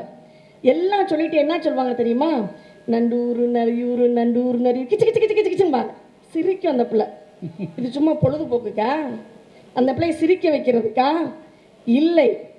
கொடுத்து மகிழ்ந்தால் பிறருக்கு கொடுத்து உதவி செய்தால் வாழ்வில் சிரித்து மகிழலாம் என்ற பண்பாட்டை சொல்லித் தருவது வீட்டில் இருக்கின்ற பெரியோர்கள். அதை தெரிஞ்சுக்கிறேன்ல. யார் சொல்லித் தருவா? நீங்களாம் எங்கே பண்ணீங்க? கேம் விளையாட போயிடுவீங்க. அதை சொல்லித் தருவது பெரியோர்கள். பண்பாட்டையும் கலாச்சாரத்தையும் பக்தியையும் நமக்கு அறிவுறுத்துவது இளைஞர்களை விட பெரியோர்களை என்று கூறி வாய்ப்பளித்தவர்களுக்கும் வாய்மொழி கேட்டவர்களுக்கும் நன்றி பாராட்டி விடைபெறுகிறேன். நன்றி, வணக்கம். சபாஷ் சபாஷ், ரொம்ப அழகான பேச்சு. நல்லா இவர்கள் வந்து ராமாயணத்தை ஆரம்பித்தார், ராமானுஜர் ஆரம்பித்தார், அதை வச்சு அம்மா சொல்லி முடிச்சிட்டாங்க. நல்ல பேச்சு. அதுக்கடுத்து நம்முடைய ஜெயகௌரி, வாங்கம்மா, இளைஞர்களுக்காக சொல்லுங்கள். கொஞ்சம் டயத்தை கீப்பப் பண்ணால் நல்லது. யானை முகமுடைய பாலகணபதியே வருகவே, பானை வயிரோனை பாத கமலங்கள் தருகவே, வெம்பு கரி முகமும் 5 கரதளமும் உடைய செம்மளே, கொம்புதனை ஒடித்து விந்தை பாரதம் எழுதிய ஏந்தலே, காக்கை வடிவெடுத்து காவிரி நதி பாய கமண்டலம் சாய்த்தோனே, வேட்கை மனமுடைய வெங்கடவன் மகள் வெற்றி பெற விரும்பி அருள் புரிவார். ராம நமமும் மிட்டாய், சீதா ராம நமமும் மிட்டாய், ஒரு தடவை சொன்னால் 8 ஆல் பலம் கொடுக்கும் மிட்டாய் என்றார் நம்முடைய நாயகி சுவாமிகள். அப்பேற்பட்ட அருமையான நம்முடைய சீதாராம சமேத ஆஞ்சநேயர் கோவில் குடமுழுக்கு விழாவிற்கான இந்த நன்னாளில் இந்த பட்டிமன்ற விழாவினை ஏற்படுத்திய அடியாளையும் அழைத்து பெருமைப்படுத்திய கமிட்டியைச் சேர்ந்த அத்துணை அன்பர்களையும் அத்துணை சான்றோர் பெருமக்களையும் கூடியிருக்கக்கூடிய பெருமக்களையும் மேடையில் அமர்ந்திருக்கக்கூடிய ஆன்றோர் பெருமக்களையும் என்னை ஆற்றுப்படுத்திய நடுவர் ஐயா அவர்களையும் பரசுராம் ஐயா அவர்களையும் அதே போன்று என்னுடைய அண்ணன் ஜெயபிரகாஷ் அவர்களையும் இந்நேரத்தில் நினைவு கூறி நன்றி கூறி உரையை தொடங்குகின்றேன். எதிரணியைச் சேர்ந்த சங்கீதராதா அவர்களுக்கு என்ன கோவம் தெரியல, வந்து பொங்கிட்டு போயிட்டாங்க. பொங்குறாங்க, அதுதான் பிரஷர் கூடிரும். அவசரப்படக்கூடாது, வயசாயிருச்சு. தலைப்பு முதல்ல புரிஞ்சுக்கணும். இன்றைய சூழலில் பக்தியை காத்து வளர்ப்பதில் முன்னிற்பவர் அப்படின்னு கொடுத்துருக்காங்க. ரொம்ப அருமையான தலைப்பு, ரொம்ப அழகா சொல்லுங்க. இன்னொரு முக்கியமான விஷயம் என்னன்னா, எங்களுடைய அணிக்காகவே பேசிவிட்டு அமர்ந்துள்ளார். அதற்காக என்னுடைய சார்பில் நீங்கள் கை தட்டுங்க. நானும் கேட்கிறேன், கை தட்டுங்கம்மா ஒரு தடவை. என்னன்னா, முதலே சொன்னார், ராமானுஜரை வந்து ஆள வந்தார் என்ற பெரியவர் அழைத்து வந்தார் அப்படின்னு அவருக்கு அருமையாக தெரிந்திருக்கிறதம்மா. நீங்கள் ஒன்றை புரிந்து கொள்ள வேண்டும்.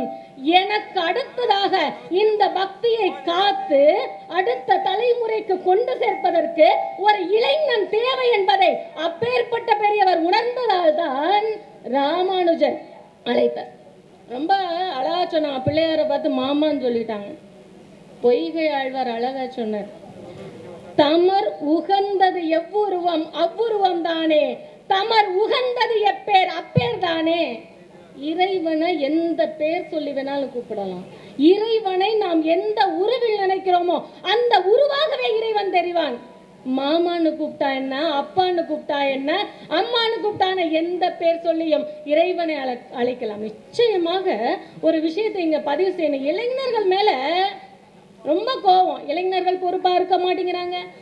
வழிபாடு சொன்னா கோயிலுக்கு வர மாட்டேங்கிறாங்க. எந்த ஒரு விஷயத்தையும் கேட்கவே மாட்டேங்கிறாங்க. அப்படி எப்படி கேட்பாங்க? நிறைய கேள்வி கேட்குறாங்க. என் பையன் என்கிட்ட கேள்வி கேட்குறான்.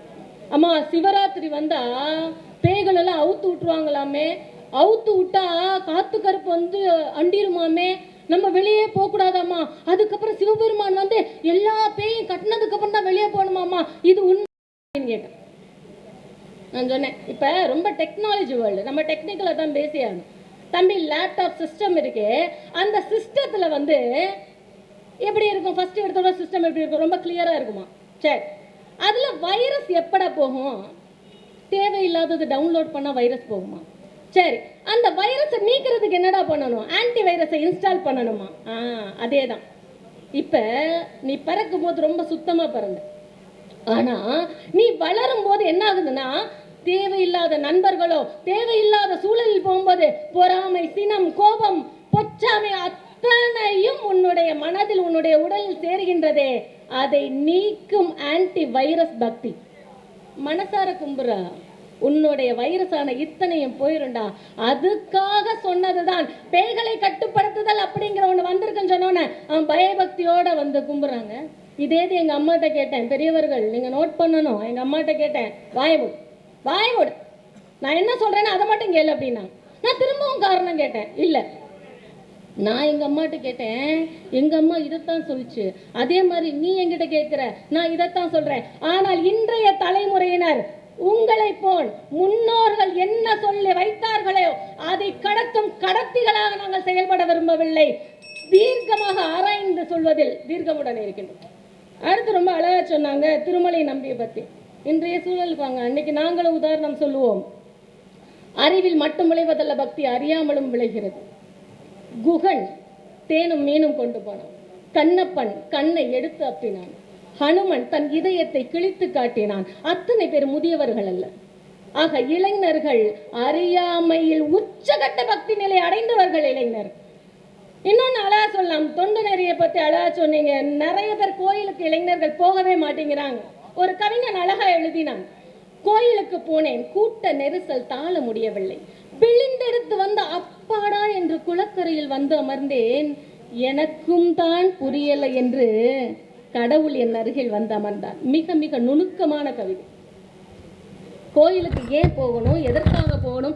கோயிலுக்கு போகணும்னு சொல்லுபவர்கள் நீங்கள், ஆகச்சிறந்த பெரியோர்களை நாங்கள் ஒத்துக்கொள்கிறோம்.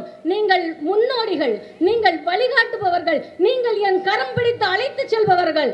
ஆனால் உங்களுடைய வழிகாட்டுதல் எப்படி இருக்கின்றது என்றால், வழிபாட்டு முறைகளையும் சடங்குகளையும் சம்பிரதாயங்களையும் சுற்றி சுற்றி பிணைக்கப்பட்டுள்ளீர்கள். அதை தாண்டி அறிவியல் சார்ந்து நாங்கள் வருகின்றோம். இன்னைக்கு இன்னைக்கு இளைஞர்கள் என்ன பண்ணல? ஒரு திருவிழானா இளைஞர்கள் நிற்கிறாங்க. இன்னைக்கு காமன் பண்டிகை அத்தனை இளைஞர்கள் இருக்கின்றார்கள். ஏன்?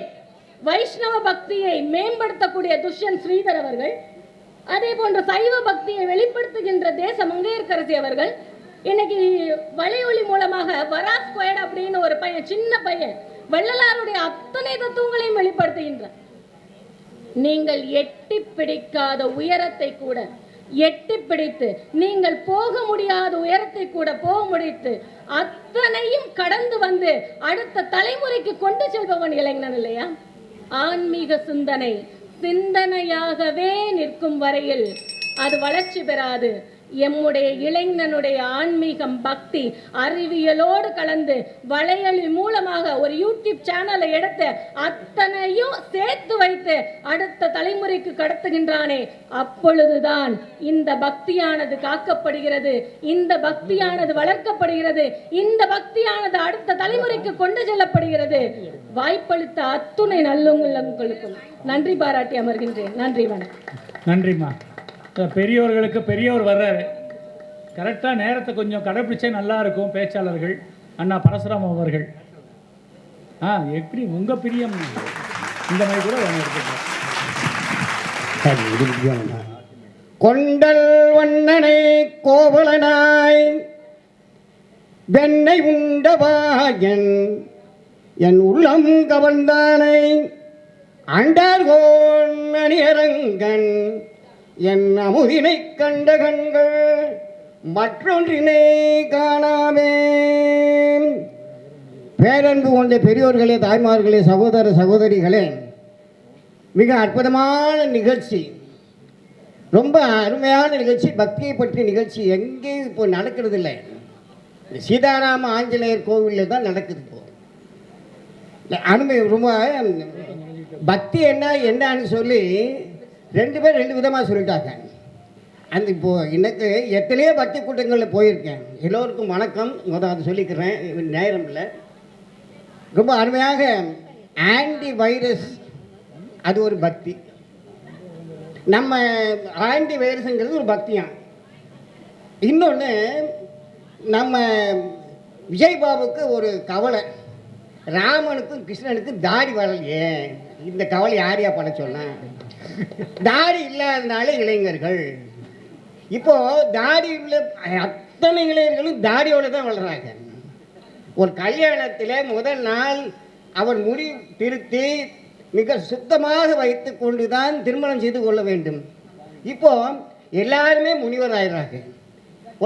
அந்த மாதிரி இளைஞர்கள் இப்பொழுது இருக்கின்றார்கள். உடனே சேர் போடுறதுக்கு கூப்பிட்டாராம், அந்த இளைஞர்களே காணா. இப்போ பக்தின்னு சொல்லும்போது அவர்கள் காணா. திருமலை நம்பியை பற்றி சொன்னாங்க, ரொம்ப என்னுடைய அணித்தலைவர் ரொம்ப அருமையாக சொன்னாங்க. 18 முறை ராமாயணம் கேட்கறதுக்காகத்தான் இங்கே போயிருக்கார். ராமானுஜர் திருமலை நம்பியோட ராமாயணம் சீக்கிரம் நமக்கு இப்போ கிடைக்கிற மாதிரி இல்லை.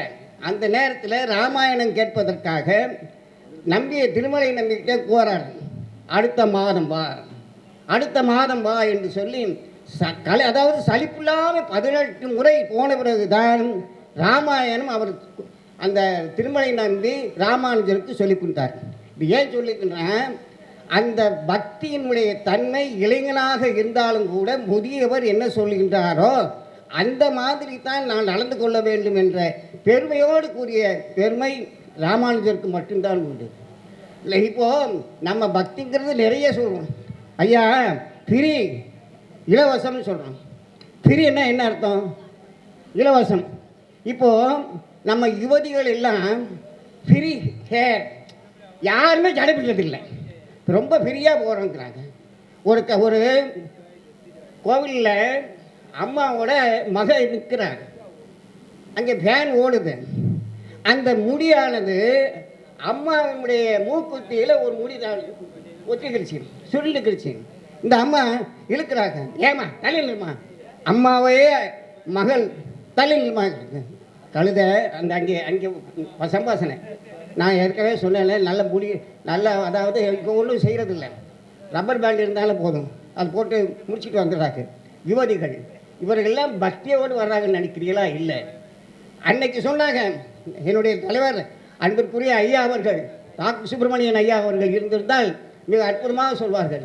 இப்பொழுது இல்லை, பெரியவராக இருந்தாலும் மனம் என்னும் தோணி பற்றி மதி என்னும் கோலை ஊன்றி சினவெனும் சரக்கை ஏற்றி செறிகடல் ஓடும் போது மதன் என்னும் பாறை தாக்கி அறிய ஒணாது உணை உண்ணும் உணர்வை நல்காய் ஒற்றியூர் உடே கோவே. தத்தளிக்கும் போது ஒன்றும் செய்ய முடியாது கடைசி காலத்தில், அதுதான் சிறந்த பக்தி. அதே மாதிரி ஆழ்வார் சொல்வார், எப்போ எந்த முறையில் எப்படி இருக்குமோ எனக்கு தெரியாது, அதனால நான் நலிந்து அதாவது சோர்வடையும் போது உங்களை சொல்ல முடியாது, அப்போதைக்கு இப்போதே சொல்லி வைத்தேன்னு சொல்லி ஆழ்வார்னு சொல்வார்கள்.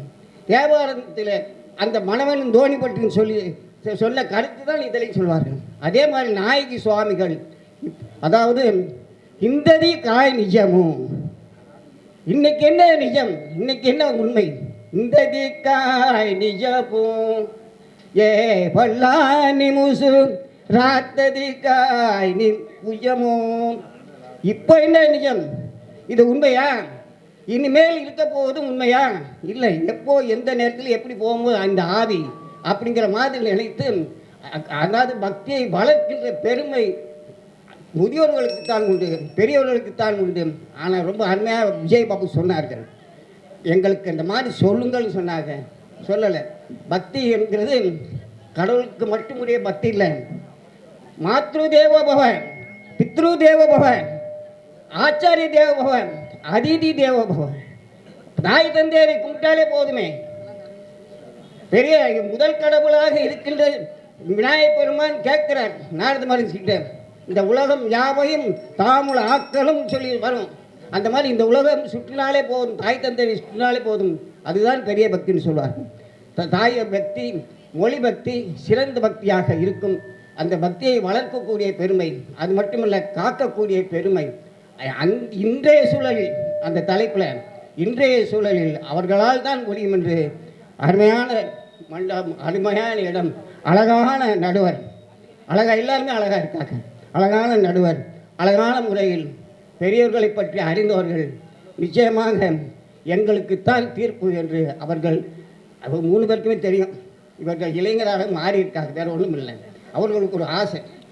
இன்னொன்று என்னென்னா, எனக்கு சொல்லிக் கொடுத்த வாத்தியார் முடி அப்படியே கருப்பாக இருக்குது, என்னுடைய முடியெல்லாம் வெளுத்து போச்சு, அவர் இளைஞராயிட்டார். அந்த மாதிரியாக இப்போ இந்த சூழ்நிலை இப்படி இருக்காது. ரொம்ப அதாவது வயது முதிர்ந்த இளைஞர்கள், வேறு ஒன்றும் இல்லை. அவர்கள் 3 பேரும் என்று கூறி வாய்ப்புக்கு நன்றி கூறி விடைபெறுகின்ற. நன்றி, வணக்கம். ரொம்ப சந்தோஷம், நல்ல அருமையான வாதம். ஜெயபிரகாஷ் வாங்க. அருமறை முதல்வனை, ஆலி மாயனை, கருமுகில் வண்ணனை, கமலக்கண்ணனை, திருமகள் தலைவனை, தேவதேவனை, 20 உளறிகள் இறைஞ்சி ஏற்றுவோம். ஜீர்ணோத்தன் அஷ்டமந்தன் மகா சம்பிரோச்சனம் நடைபெறக்கூடிய பட்டிமன்றத்திற்கு சிறப்பாக நடுவர் பொறுப்பை ஏற்றி திறமை நடத்தி கொண்டிருக்கக்கூடிய நடுவர் பெருந்தவர்களே, 2 அணியிலும் சிறப்பான வாதிட்டு அமர்ந்திருக்கக்கூடிய அறிஞர் பெருமக்களே, திரளாக கூடியிருக்கக்கூடிய இளைஞர்களே, அனைவருடைய பொன்னார் திருவடி கிழமைகளுக்கு அடிகளுடைய வணக்கத்தை கனிவாரம் தெரிவித்துக் கொள்கின்றேன். அண்ணன் பரசுரம் வந்தார், பிதற்ற ஆரம்பித்து விட்டார். இதை விட வேறு எதுவும் சான்று கிடையாது. காஞ்சிமா நகரத்திலிருந்து 18 முறை திருக்கோஷ்டி நடந்து வந்து எதற்காக? அஷ்டாட்சர மந்திர உபதேசத்தை கேட்பதற்காக. இவர் என்ன சொன்னார்? ராமாயணம் சொன்னார். ராமாயணம் கேட்பதற்காக வரவில்லை. திருக்கோஷ்டியும் நம்மிடம் அஷ்டாட்சர மந்திரம் சொல்லும்படியான ஒரு மந்திரத்தை உபதேசம் கேட்பதற்காக. அவர் மகா பெரியவருங்க. அவர் நினைச்சா இந்த உலகத்தில் இருக்கக்கூடிய மக்களை எல்லாம் வைகுண்டத்திற்கு அழைத்து நகரி சொல்லலாம். ஆனால் சுயநலம் அவரை பாதித்து விட்டது. ஆனால் ராமானுஜர் இளைஞர். இந்த உலகத்தில் இருக்கக்கூடிய மக்கள் எல்லாம் வைகுண்டம் செல்ல வேண்டும் என்ற காரணத்திற்காக தான் கட்ட அந்த அஷ்டாட்சர மந்திரத்தை இந்த திருக்கோஷ்டியூர் கோவிலுக்கு கோபுரத்தின் மீது நின்று, வம்மியின் உலகினீர் வந்ததில் கொள்வீர், வாருங்கள் வாருங்கள் ஜெகத்தீரே வாருங்கள், இந்த உலகத்தில் கடை தேற்றக்கூடிய அருமருந்தை நான் சொல்லவிருக்கின்றேன் என்று அனைவருக்கும் வாரி வழங்கியதன் காரணமாகத்தான் எம்பெருமான அழைக்கப்பட்ட. தப்பு தப்பான்னு சொல்றாருங்க இளைஞர் சொல்லி. இளைஞர்களையும் தப்பு தப்பா சொல்ற இவரும் தப்பு தப்பா சொன்னோம்னா எப்படி பக்தி வளர்க்க முடியும்? பக்தி என்பது என்ன? பக்குவத்தை அடையக்கூடிய. ஆண்டாள் நாச்சியார் மார்கழி மாதத்தை நடுவர் தொட்டு விட்டார். மார்கழி மாதம் ஆண்டாள் நாச்சியார் நோன்பிருந்து கைத்தலம் கட்ட கனாக்கண்டேன் தோன்றான் என்று எம்பெருமானை அடைய வேண்டும் என்றால் விரதம் இருந்து பாவை நோன்பு இருந்து ஆண்டாள் எம்பெருமானை அடைந்தார். அது அனைவருக்கும் தெரிந்தும். இந்த நோன்பை யார் கடைபிடிக்கின்றார்கள்? பெரியவர்களா? இளைஞர்கள் கடைபிடிக்கின்றார்கள். எதற்காக? தனக்கு ஒரு நல்ல மனைவி வேண்டும் என்ற காரணத்திற்காக, அந்த பெண்கள் தனக்கு நல்ல கணவன் வேண்டும் என்ற காரணத்திற்காகத்தான் அந்த இளைஞர்கள் ஆண்டாள் என்னும் சொல்லக்கூடிய அந்த சிறுமி ஏற்படுத்தி வைத்த அந்த நோன்பை கற்க. இப்பொழுது கலிகாலம் நடந்து கொண்டிருக்கிறது. அந்த கலிகாலத்தில் இளைஞர்கள் அந்த நோன்பை நோற்றின் காரணமாக பல்வேறு இளைஞர்கள் பல்வேறு இளைஞர்கள் பலனை பெற்றிருக்கிறார்கள். முதியவர்களா வந்து நோன்பை நோட்டுக்கார கோவிலுக்கு யாருக்கு வர்றாங்க? இது முதியவர்கள் கோவிலுக்கு வர்றாங்க. இது எப்போ வர்றாங்க? என் மருமக சாப்பாடு போடல, என் மருமக வந்து எனக்கு பால் குடிக்கல, என் மருமக டீ கொடுக்கல, என் மருமக வந்து சரியாக கவனிக்கல, இதை பற்றி பேசுவதற்காகத்தான் முதியவர்கள் கோவிலுக்கு வருகின்றார்கள். இளைஞர்கள் அப்படி கிடையாது. தம்பதிகளாக வந்து பக்தி பறி வளர்த்து கொண்டிருக்கிறார்கள். ஒன்றும் கிடையாது நடுவர்களே. இஸ்கான் சொல்லும்படி அற்புதமான ஒரு அமைப்பு. டெல்லியில் வந்து விப்ளா என்னும் சொல்லக்கூடிய 5000 இளைஞர்களை வைத்து இந்த மனத்தை பக்குவப்படுத்த வேண்டும் என்று நடத்தியது யாரை வைத்து? இளைஞரை வைத்தான் நடத்தினார்கள், முதிய வைத்து நடத்தலை.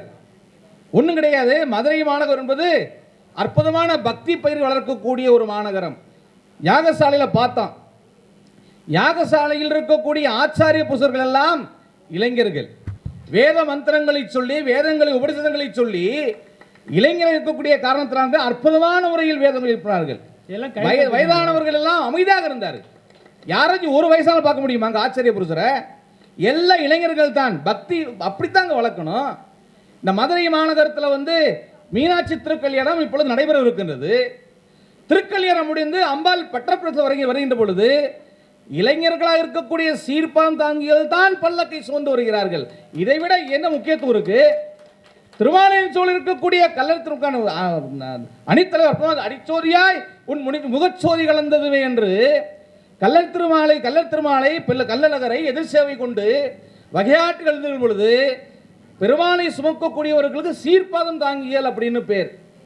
அந்த சீர்பாதம் தாங்கிய இளைஞர்கள் தான் பல்லக்கை புஷ்ப பல்லாக்கை தன்னுடைய சோழில் சுமந்து கொண்டு வைகாற்றில் எழுந்தக்கூடிய அந்த காட்சி யார்? இளைஞர்கள் தான். முதியவர்கள் என்ன செய்வார்கள்? ஹரே கிருஷ்ணா, கோவிந்தா, நாராயணா, மதுசூன் என்று தலையை கூப்பி வணங்குவார்கள், சாம்பிராணி போடுவார்கள்.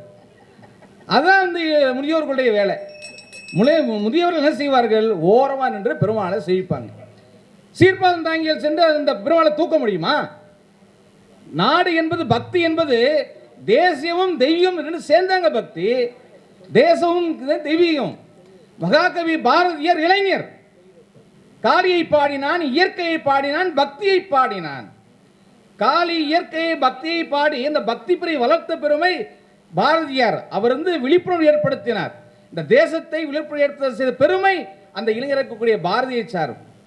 வீரவாஞ்சனன் சொல்லக்கூடிய அற்புதமான இளைஞர்.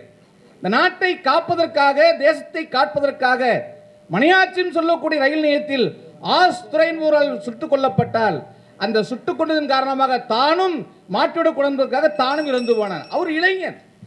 யார் வந்து வயசான காலத்தில் வந்து சுதந்திர போராட்டத்தில் வந்து பங்கெடுத்திருக்காங்க வந்து சொல்லணும்.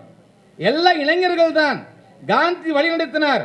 காந்தி மொத்தம் வழிநடத்த பத்தாது, இளைஞர்கள் அணிவகுத்ததன் காரணமாகத்தான் அந்த சுதந்திர போர் நமக்கு கிடைத்தது. அப்பேற்பட்ட இளைஞர்கள் கண்ட நாடு.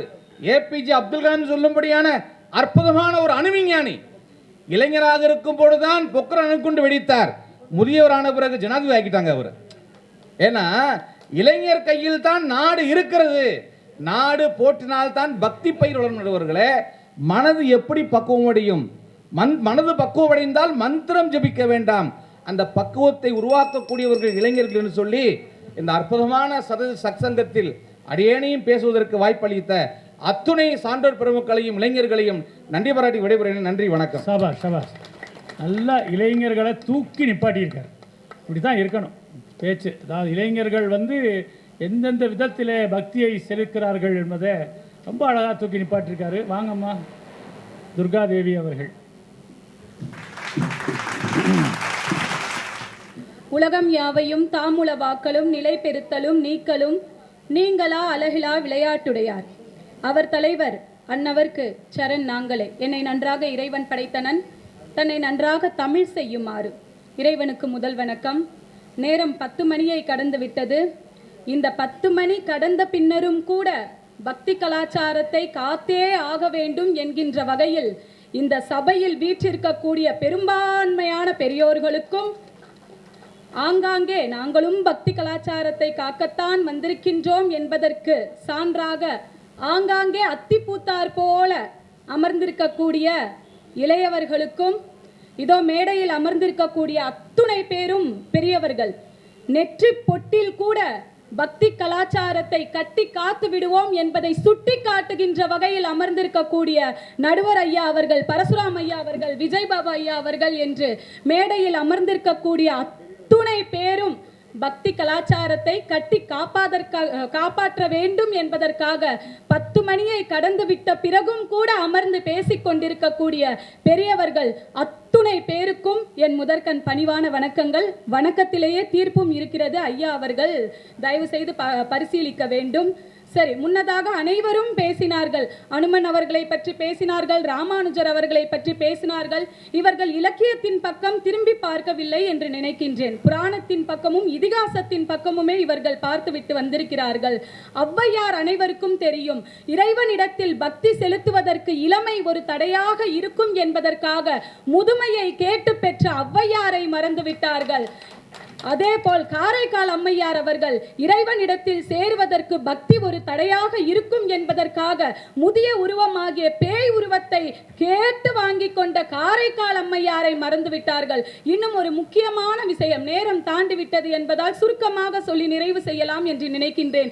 இங்கு இருக்கக்கூடிய அனைவரும் இறை பக்தியை மட்டுமே பேசினார்கள்.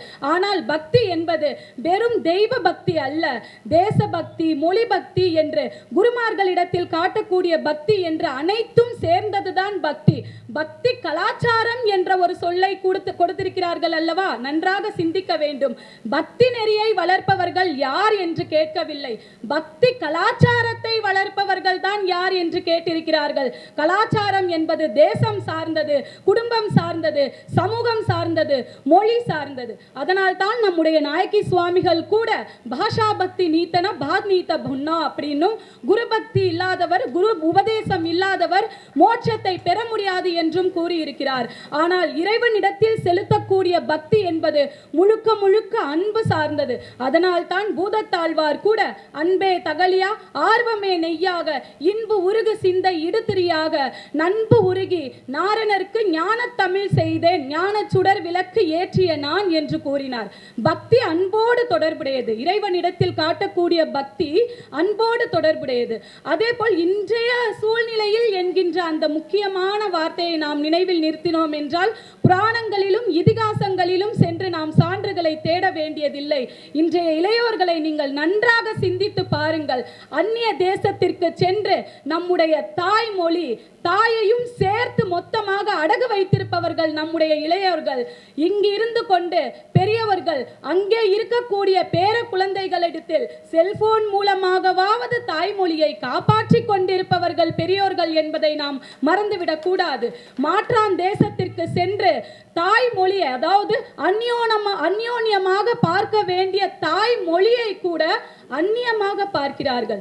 பிறந்த நாடே சிறந்த கோயில், பேசும் மொழியே தெய்வம் என்று கூற நீங்கள் கேள்விப்பட்டிருப்பீர்கள்.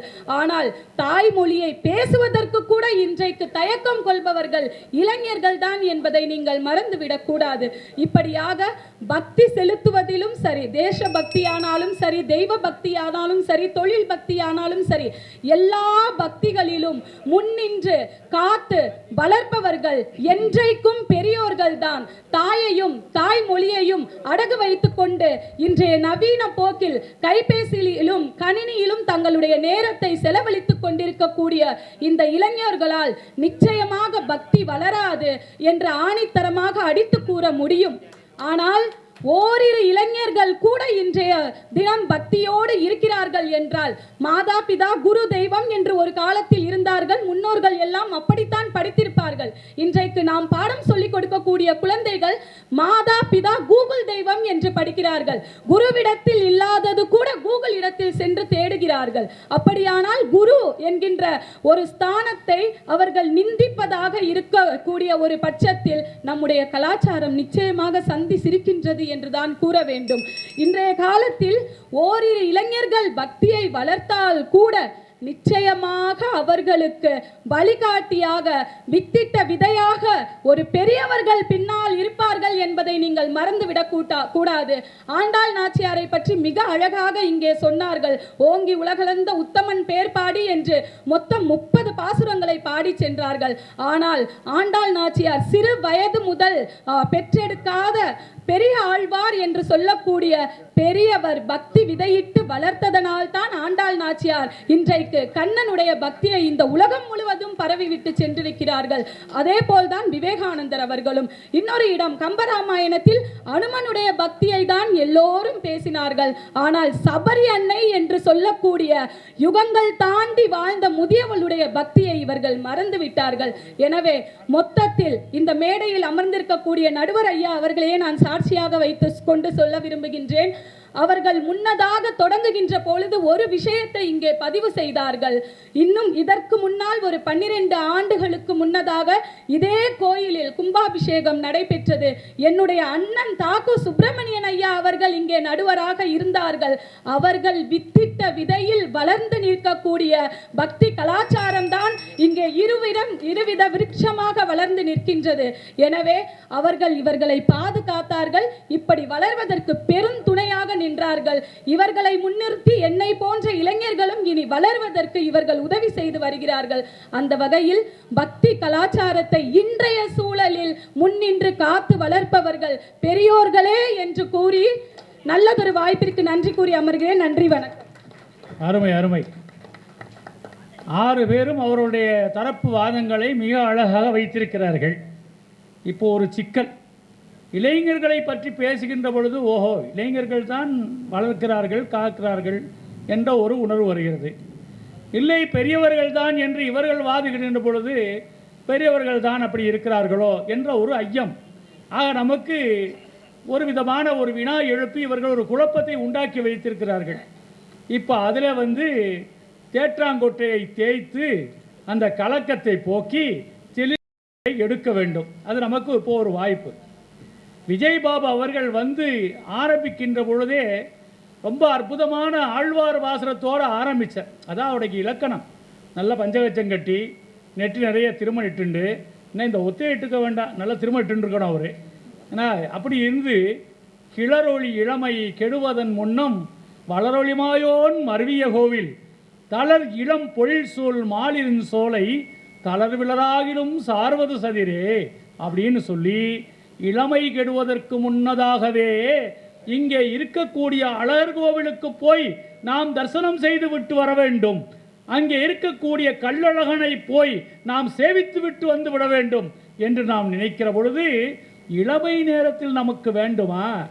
அதுக்கெல்லாம் யாராவது இப்போ அயோத்தியா போகிறோம், இல்லை வேறு எங்கேயாவது ஒரு தீர்த்த யாத்திரை போகிறோம் என்றால் வீட்டிலே யார் போகிறார்கள்? பெரியவர்கள் மாத்திரம்தான் போகிறார்கள். நாம் இளைஞர்களை அழைத்து போகிறோமா? ஏதாவது நம்ம மனசில் கையெழுத்து வச்சுப்போம். குழந்தைகளை அழைத்து கொண்டு போகிறோமா? மகா பெரியவர் நம்முடைய சந்திரசேகர் சுவாமிகள் சொன்னார், வீட்டுக்குள்ளே சிரார்த்தம் நடக்கிறது, திதின்னு சொல்கிறோம் இல்லையா, பெரியவர்களுக்கு பித்ருக்கடன். அந்த சிரார்த்தம் பண்ணுகின்ற பொழுது அன்னைக்கு குழந்தைகளை விடுமுறை எடுக்க சொல்லி அவர்கள் செய்வதை பார்க்க சொல்லுங்கள் என்று சொன்னார். எதற்காக அப்படி சொன்னார்? அவர் செத்ததுக்கு அப்புறம் அந்த பையன் பண்ணணுங்கிறதுக்கு இல்லை. பித்ருக்கடன் செய்வது என்பது குழந்தைகளுக்கு தெரிந்திருக்க வேண்டும். ஆகையினாலே மகாபெரியவர் அப்படி சொன்னார். இதிலிருந்து நமக்கு என்ன தெரிகிறது? பெரியவர்கள் குழந்தைகளை நாம் பயிற்றுவிக்க வேண்டும். பெரியவர்கள் பயிற்றுவிக்க தவறினால் குழந்தை பாதை தவறி போய்விடும். நல்ல அழகா சொன்னார்கள் துர்காதேவி. ஆண்டாள் நாச்சியார் திருப்பாவை நோன்பு நோட்பதற்கும் ஒரு சுயம்பரமே நடத்தினாரே. 108 திவ்யதேச பெருமாள், ஒவ்வொரு பெருமாளுடைய அந்த அழகு சௌந்தரிய ரூபலாபங்களை எல்லாம் சொல்லி கொடுத்தது யாரு? பெரியாழ்வார். பெரியாழ்வார் பக்கத்திலே இருந்து கொண்டு நோன்பை நோக்க சொல்லி கொடுத்த காரணத்தினால்தான் ஆண்டாள் நாச்சியார் நோன்பு நோற்றாள்.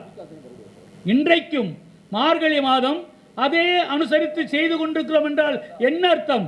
அந்த இளைஞியாக இருக்கக்கூடிய ஆண்டாள் நாச்சியார் நோன்பு நோற்றத்தை நாம் எல்லோரும் இன்றைக்கும் கடைபிடித்துக் கொண்டிருக்கிறோம் என்றால் அதை யார் கடைபிடிக்கிறார்கள்? இளைஞர்கள் தான் கடைபிடித்துக் கொண்டிருக்கிறார்கள். ஆனால் அங்கே பெரியாழ்வார் பின்னாலே மறைந்திருந்தார். ஆள வந்தார் என்று சொல்லக்கூடிய ஒரு முதியவர் ராமானுஜன் என்ற இளைஞரை தேடினார் என்று சொல்லி ஒரு வாதம் வந்தது. உண்மை, அழகாக தேர்ந்தெடுத்தார்கள். அவர்களுக்கெல்லாம் தெரியும். இன்றைக்கு நாம் இதை செய்கிறோமா? நாம் நம் வீட்டு குழந்தைகளுக்கு நெற்றிக்கிட்டுக் கொள்ளக்கூடிய பழக்கத்தை நாம் எத்தனை பேர் உண்டாக்கி வைத்திருக்கிறோம்?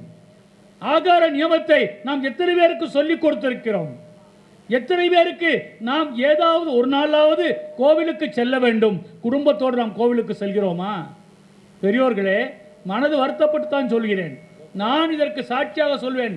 எனக்கு 2 குழந்தைகள். 2 குழந்தைகளுக்கும் பேர் வைக்க வேண்டும் என்கின்ற என்னுடைய மனைவி கர்ப்பம் தரித்திருக்க போதே முடிவு செய்தேன்.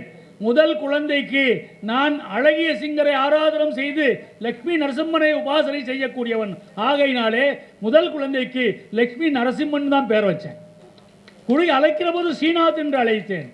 2வது குழந்தைக்கு வேதாந்த தேசிகன் என்று பெயர் வைக்க வேண்டும் என்று நினைத்தேன். என்னுடைய ஆச்சாரியன் சொன்னார், அவன் வேதாந்தம் கற்ற பின்னாலே அப்படி வைக்கலாம், ஸ்ரீராம தேசிகன் பெயர் வையினார். ஆக ஸ்ரீராம தேசிகன் பெயர் வச்சேன். குழந்தை KLN இன்ஜினியரிங் காலேஜில் போய் படிக்க சேர்ந்தான். ஸ்ரீராம தேசிகனை எப்படி சொல்லி கூப்பிட்டான் தெரியுமா? ஸ்ரீராம டிசைன்னு கூப்பிட்டான்.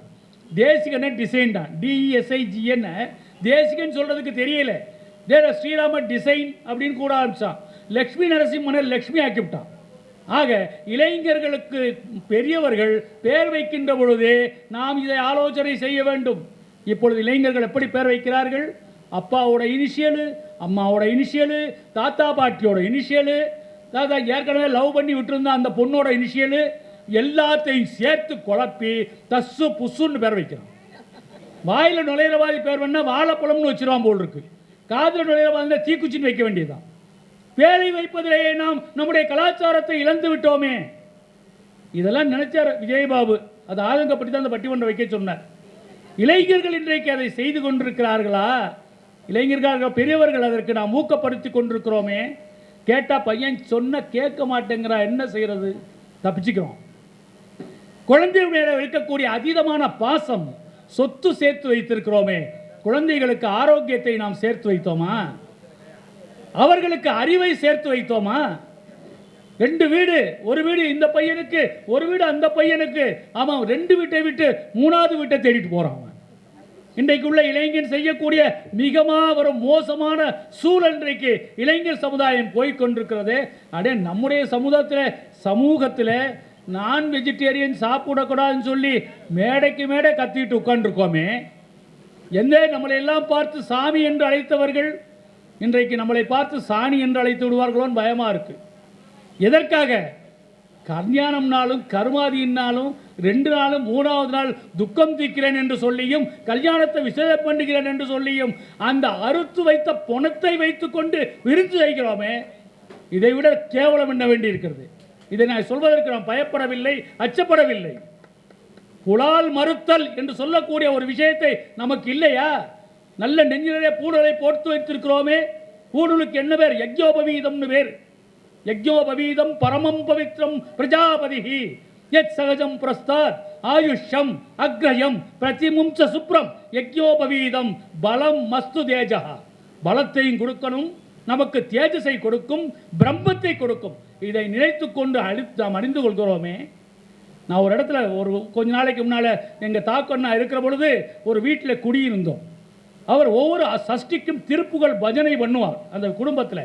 நான் நினைச்ச ஆரம்பத்தில், அடேங்கப்பா திருப்புகள் பஜனையெல்லாம் நடக்குதே அப்படின்னு நினச்சி ரொம்ப சந்தோஷப்பட்டா, பஜனையை மூடிட்டு முருகன் படத்துக்கு திரையை போட்டு பாட்டில் ஓப்பன் பண்ணிட்டான் சார். பாட்டில் ஓப்பன் பண்ணிட்டான். பஜனை பாட்டுக்கு இருக்கும், அதுக்கப்புறம் என்ன பிரசாதம் தான்றான். அப்போ என்றைக்கு சமூக கலாச்சாரம் எப்படி சீரழிந்து கொண்டு சென்றுகிறது?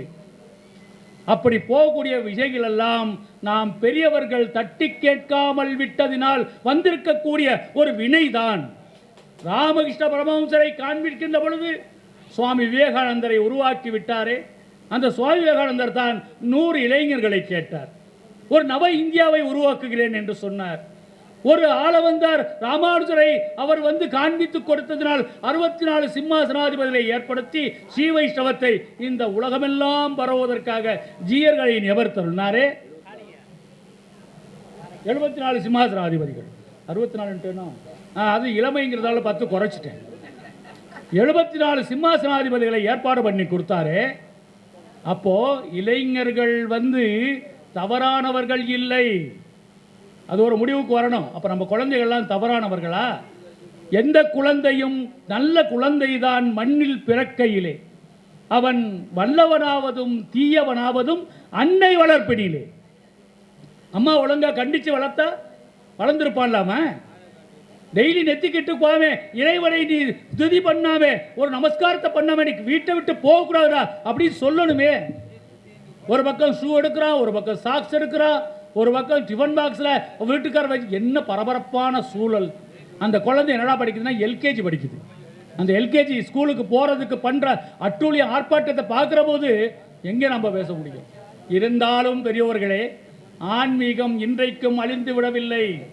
ஆன்மீகம் எல்லா இடத்திலையும் வளர்ந்து கொண்டிருக்கக்கூடிய காரணத்தினால்தான் இங்கே கும்பாபிஷேகம் நடக்கிறது. இந்த கும்பாபிஷேகத்தை நடத்தக்கூடியவர்கள் தான் பாருங்கள், எங்கள் கருணாகரன் அண்ணா என்று சொல்லக்கூடிய இளம் வயதினர்.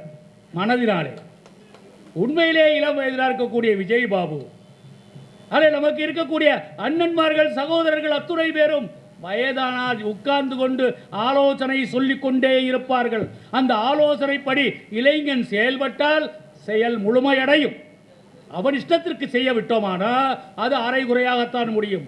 ஆகையினால் இளைஞன் என்பவன் மிகப்பெரிய காட்டாற்று வெள்ளத்தை போன்றவன். அவனுடைய வேகத்தை கட்டுப்படுத்த வேண்டும் என்றால் அணைக்கட்டு என்று சொல்லக்கூடிய பெரியவர்கள் இருக்க வேண்டும். அப்படி அணைக்கட்டை போடக்கூடிய பெரியவர்கள் ஆற்றலுக்காக அந்த தண்ணீரை விட்டோமே ஆனால் அது சரியான பாதையிலே சென்று கொண்டிருக்கும். அப்படி இல்லை என்றால் காட்டாற்று வெள்ளம் என்ன செய்யும் நமக்கு தெரியும். அத்துணையும் அழித்து விட்டு போய்விடும். பக்தியையும் கலாச்சாரத்தையும் இன்றைக்கு ஆடம்பரமாக நிகழ்த்தலாம். தம்பி ஜெயபிரகாஷ் சொல்கின்ற பொழுது சொன்னார், பெருமாள் எதிர் சேவையிலே அழகர் கோவிலில் இருந்து இழுத்து கொண்டு வருகின்ற பொழுது, அவர் வைகை ஆற்றில் இறங்குகிற பொழுது எத்தனை இளைஞர்கள் தோள் கொடுத்து கொண்டு அந்த கோவிந்தநாமத்திலே மூழ்கி அத்தனை பேரையும் பரவசமடை செய்கிறார்கள் அல்லவா? அதில் பெரியவர்கள் போய் செய்ய முடியுமா என்ற கேள்வியை எழுப்பினார். பெரியவர்கள் வழிகாட்டினார்கள், இளைஞர்கள் சுமந்தார்கள். இளைஞர்கள் தானாக வழிகாட்டி கொண்டு அவர்கள் போய்விடவில்லை. இந்த இடத்தில்தான் பெருமாளை இப்படி நீ இறக்க வேண்டும் என்று பெரியவர்கள் காண்பித்து கொடுத்த வழியிலே இளைஞர்கள் சென்றதுனாலே இன்றைக்கு சித்திரை திருவிழா ஓஹோ என்று கொண்டாடப்படுகிறது. ஆகையினால் வேகம் மிக்கவர்கள் இளைஞர்கள், விவேகம் மிக்கவர்கள் பெரியவர்கள். அந்த வேகமும் விவேகமும் ஒன்று சேர்ந்தால்தான் எந்த ஒரு விஷயத்தையும் நன்றாக சாதித்து கொள்ள முடியும். பெரியவர்கள் என்றால் நாம் அவர்களுக்கு நமஸ்காரம் சொல்லி நல்ல விஷயங்களை கேட்டுக்கொள்ள வேண்டும். இன்னைக்கு நம்ம வயசாச்சுன்னா அப்பாவை என்ன சொல்கிறோம், அப்பா உனக்கு என்ன தெரியுங்கிறான் பையன். உனக்கு என்னப்பா தெரியும்னா, நேற்று வரைக்கும் எல்லாமே அப்பா தான் இருந்தவன். இன்னைக்கு என்ன சொல்கிறான், கொஞ்சம் விஷயம் தெரிஞ்ச உடனே உனக்கு என்னப்பா தெரியும், சும்மா இருப்பா அப்படின்னா. எனக்கு இந்த மொபைல் ஃபோனு வந்த புதுசில் ஹலோன்னு சொல்ல முடியும், அதை போட்டு பேசலாம், யாருக்காவது இது பண்ணால் செய்யலாம். மணி டிரான்ஸ்ஃபர் பண்ணுப்பாங்கிறான் என் பையன். இப்போ எல்லாம் ஏடிஎம் தானே அப்பா எல்லாம். அப்பா எனி டைம் மணி ஏடிஎம், அப்பாலாம் ஏடிஎம் தான், வேறு யாரும் கிடையாது. அப்பாட்ட பணம் தான் கேட்பான் பையன். ஏடிஎம்னு தான் பேர் வச்சுருக்கான். என்ன உங்கள் ஏடிஎம் என்ன சொல்லுதுடா, ஏன் ஏடிஎம்டா சொல்லுதுன்னு அவன்கிட்ட போய் கேட்டு, மணி டிரான்ஸ்ஃபர் பண்ணுற எனக்கு தெரியலை அப்படின்னா, நீ என்னத்தை போய் டாக்டர் படித்து கிழிச்சு எங்கே பேராசிரியராக இருக்கேன்னு சொல்லிக்கிறார், வெக்கமாக இருக்க பேசாமல் இருன்றான். என்னடா அதுக்கு இதுக்கு என்னடா சம்மந்தம்னா, இதெல்லாம் தெரிஞ்சிருக்கணும்ப்பா. இப்போ யாரோ மாதாபிதா கூகுள் தெய்வம்னு யாரோ சொன்னாங்களே, ஆமாம் ஐயாப்பா, எங்கிட்ட 300 பேர் படிச்சுக்கிட்டு இருக்காங்க, எப்படி சொல்லித்தராங்க பாருங்கள். வேற சொன்னோம்னா கூகுள் ஆண்டி ஒருத்தன் கார் ஓட்டிகிட்டு போகிறான், மேப் போட்டுக்கிட்டான் கூகுள் மேப். சோதை தாண்டி பெரிய பள்ளம் இருக்குது, அந்த பக்கம் ஆறு ஓடிட்டுருக்கு. அதுக்கப்புறம் டைவர்ஷன் சொல்ல தெரியல அந்த மேப்புக்கு, நேரமாக மண்டியை அந்த சந்துக்குள்ளே ஓட்டிகிட்டு போய் நேராக அதில் குடிச்சு துதிக்கிறான். கூகுள் ஆண்டி சொல்லி கொடுத்ததுன்றான். அந்த மாதிரி நடந்துக்கிட்டு இருக்கு. ஆக சுய புத்தி என்று சொல்லக்கூடிய ஒரு விஷயத்தை எப்பொருள் யார் யார் வாய் கேட்பினும் அப்பொருள் மெய்ப்பொருள் காண்பது அறிவு. எப்பொருள் எத்தன்மை தாயினும் அப்பொருள் மெய்ப்பொருள் காண்பது அறிவு. அந்த அறிவு என்பது எது தெரியுமா? பரம்பொருள். சிற்றறிவு என்று சொல்வது நம்மிடத்தில் இருக்கக்கூடிய அறிவு. பேரறிவு என்பது பரம்பொருள். அந்த பேரறிவு சிற்றறிவினாலே அறிய வேண்டும் என்றால் அந்த சிற்றறிவை பேரறிவாக மாற்றித்தரக்கூடிய யோகிகள் ஞானிகள் வாழ்ந்த பூமி இது இந்தியா பூமி. எதனால நமக்கு இந்திய பூமியை நாம் மிகப்பிறந்த ஆன்மீக பூமின்னு சொல்லிக் கொள்கிறோம்? இங்கே காவேரி ஓடுகிறது, கங்கை ஓடுகிறது.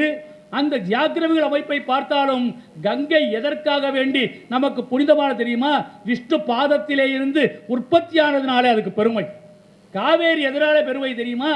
கொள்ளிடமும் காவேரியும் நடுவிலே ஸ்ரீரங்கநாதன் வியூகம் அமைத்து கொண்டு அவனை ஆற தழுவிக்கொண்டு செல்லக்கூடிய காரணத்தினாலே காவேரிக்கு பெருமை. ஆக பக்தியோடு இணைந்திருக்கக்கூடிய ஆறு.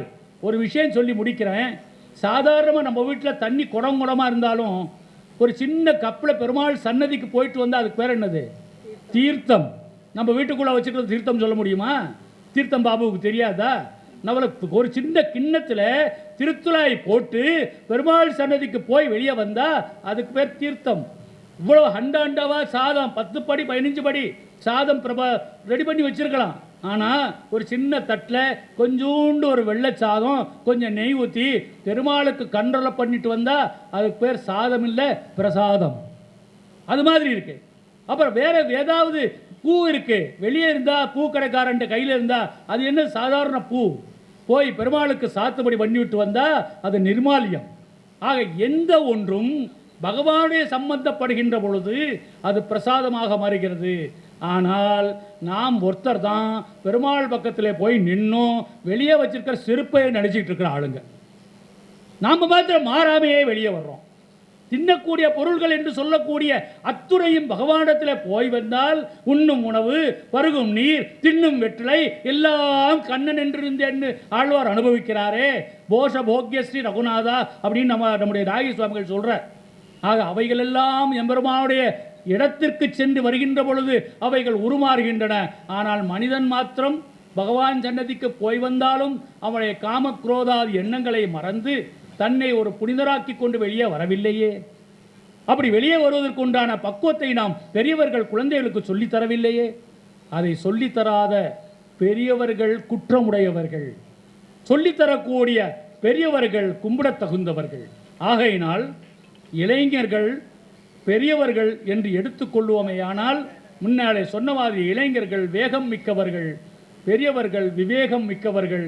இவர்களுடைய அனுபவமும் இவர்களுடைய ஆற்றலும் சேர்ந்தால் பக்தி கலாச்சாரம் இன்று அல்ல என்றும் வளரும். என்றும் வளர்வதற்குரிய வாய்ப்பை பெரியவர்கள் ஏற்படுத்தி கொடுக்க, இளைஞர்களை இதை கடைப்பிடிக்க நன்றாக இந்த உலகத்திலே எல்லாவிடமும் மழை பெய்ந்து நல்ல சுபிட்சமானது இருக்கும், இந்த உலகமானது நல்ல வழியிலே இயங்கும் என்ற ஒரு விஷயத்தை தீர்ப்பாக தெரிவித்துக் கொண்டு இந்த சீதாராம ஆஞ்சநேய மகோத்சவ இந்த ஜீர்ணோத்தார மகோத்சவ சம்பிரோஷத்திலே ரொம்ப அற்புதமாக இந்த சபையார்கள் நடத்தி கொண்டிருக்கிறார்கள்.